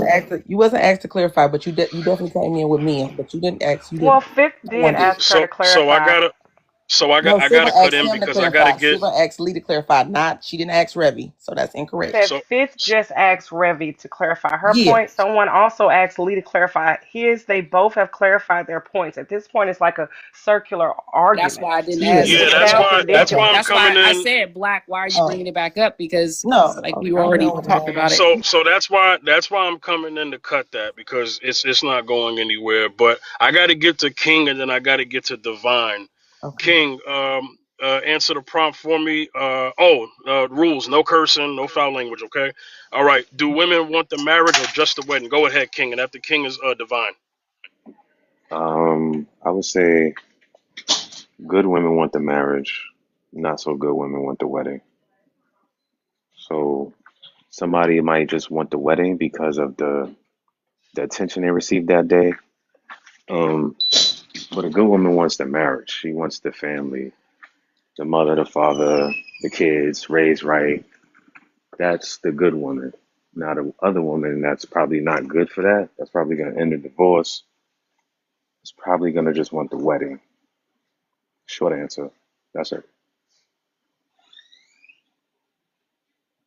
Yeah, I have to agree with him. I think that women that just want the wedding are more inexperienced. They don't have much life experience. And I think there are women, though, that actually do want the marriage over the wedding. And those are the people who are honestly trying to lay foundation and they are actually looking for a partnership. So I think that there are many who are getting into marriages or desiring marriages for those reasons.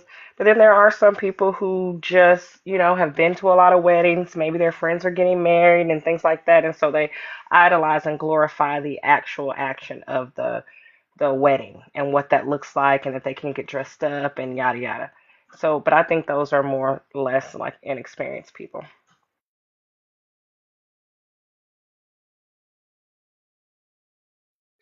Okay. Hey, I'd like to make an announcement for those who are listening.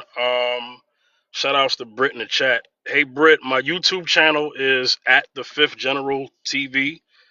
At Fifth General, sorry, I said it wrong. At Fifth General TV.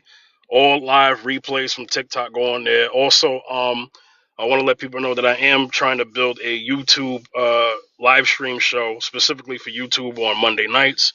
If you're inquiring and you want to be a guest panelist, inbox me, okay? Because I'm recruiting people, all right? All right, so I am going to have to end the stream pretty soon. Can I get everyone's final thoughts? Because I got to clock in for work, okay? I got a day job and, I got to provide. I'm just playing. I'm single. All right, let me get everyone's final thoughts, okay?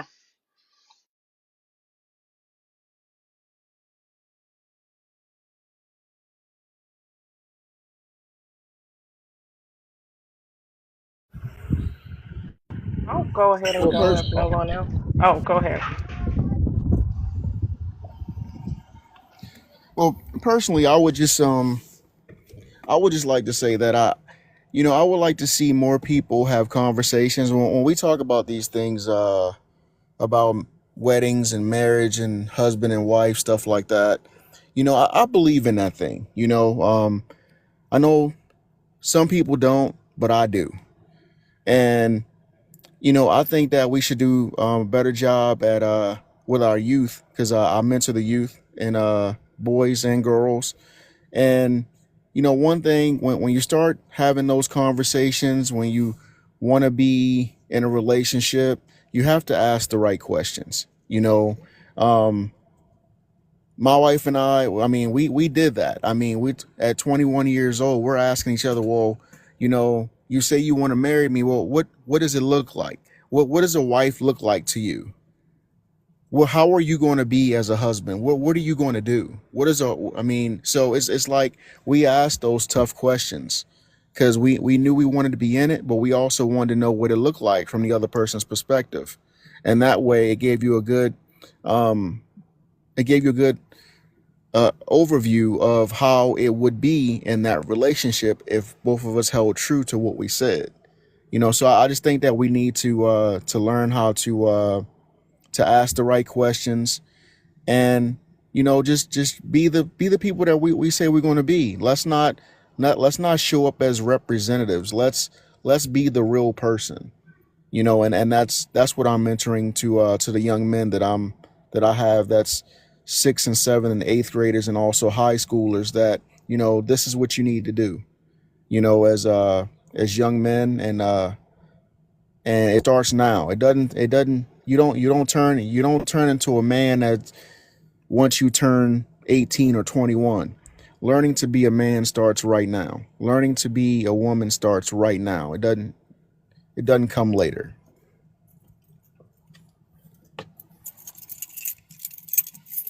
I'd like to say definitely we have to start paying attention to our messengers. With social media and things, everybody can speak, everybody can have their opinions, and that's cool. But you still have to be mindful of that messenger and what they're actually saying. A lot of people just have divisive natures, they're not necessarily builders. And so that's why we see a lot of friction on these panels and stuff, because people are literally, they just want to argue, they just want to create divide, they just want to be the opposition. So I think that we have to be mindful about who is delivering these messages up. I sat down in the chat and I listened, and it was a bunch of circulating arguments, and it was ridiculous, if I'm honest. But then on top of that, then you have someone to say, oh, a person who's been through pain is only going through pain because they are a person who is dealing out hurt. And I don't believe that to be true. There are some people, there is a thing called like a circular energy, and you keep picking from that same energy. And sometimes that's why you continue to be in the same situations. And it doesn't necessarily mean that you have to be dealing out hurt, but you can be receiving that hurt for whatever reason. It's many reasons. But it's just like the messenger, though. We have to be mindful that some people are lacking in life experience. Some people are lacking in empathy and compassion and so many other things, but these people are speaking. We have to be aware of what we allow into our ears.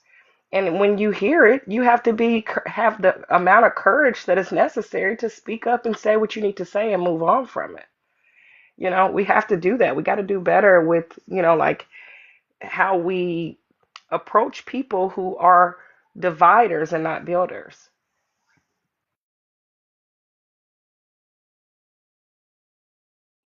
All right, who wants to go next with the final thoughts?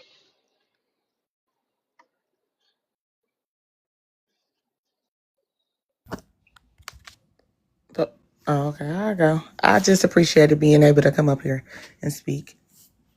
That's it. No problem. Thanks That's for it. coming on thanks for coming on a sooner time. On my platform, I'm very fair. I let people get it out. I mean, as long as it's respectful, I let people get it out. I let people speak. So, um, you know, thanks for coming on. Divine, thanks for coming on. Come back Thursday afternoon if you're free. Okay, that way you could be on the stream sooner. Okay, Thursday afternoon. Okay, cool. Thursday. There we Eastern, go. are you Eastern or what? I'm Central, but Okay, I I'm mean, Eastern. What time do you yeah, normally? Eastern. Yeah, So yeah, I'm 1 p.m. I got it in the 1 prompt p.m. area, as you can see on my poster. Oh yeah, I Yes, see it. I'm sorry. Okay, cool. 2 p.m. for me. Awesome. All right, I'll be here Thursdays 1 Thursday. p.m. Eastern time, 12 Central. There we go. And you Okay. said at the I General on appreciate that, YouTube, Divine. right? At the fifth Yeah, on yeah. General. Yeah, well, if you see at the bottom, at Fifth General TV, okay? Okay, so I'll At put Fifth this. General TV, yeah. Okay. If you look up at the Fifth General, that pulls up my IG, my social, my Facebook, and my up. But it'll Okay. still lead you to my YouTube anyway. But yeah, my YouTube channel is Fifth General TV. Okay. Okay. Thank you. Yeah, no problem. This show will be up tomorrow. I'm pretty consistent with my uploads. Okay. Okay. Poetic. Do you have any final thoughts? Okay. Sorry, I took about to unmute my mic. I think we just have to be cognizant about if you are going to enter a marriage, why are you entering it, and just knowing who you are and what are your motives. And when I say motives, it's just, do you want to be served or do you want to serve? And I think it's more important that you want to serve, and then do you basically want to be the spouse? So it's all about attitude and action. Okay.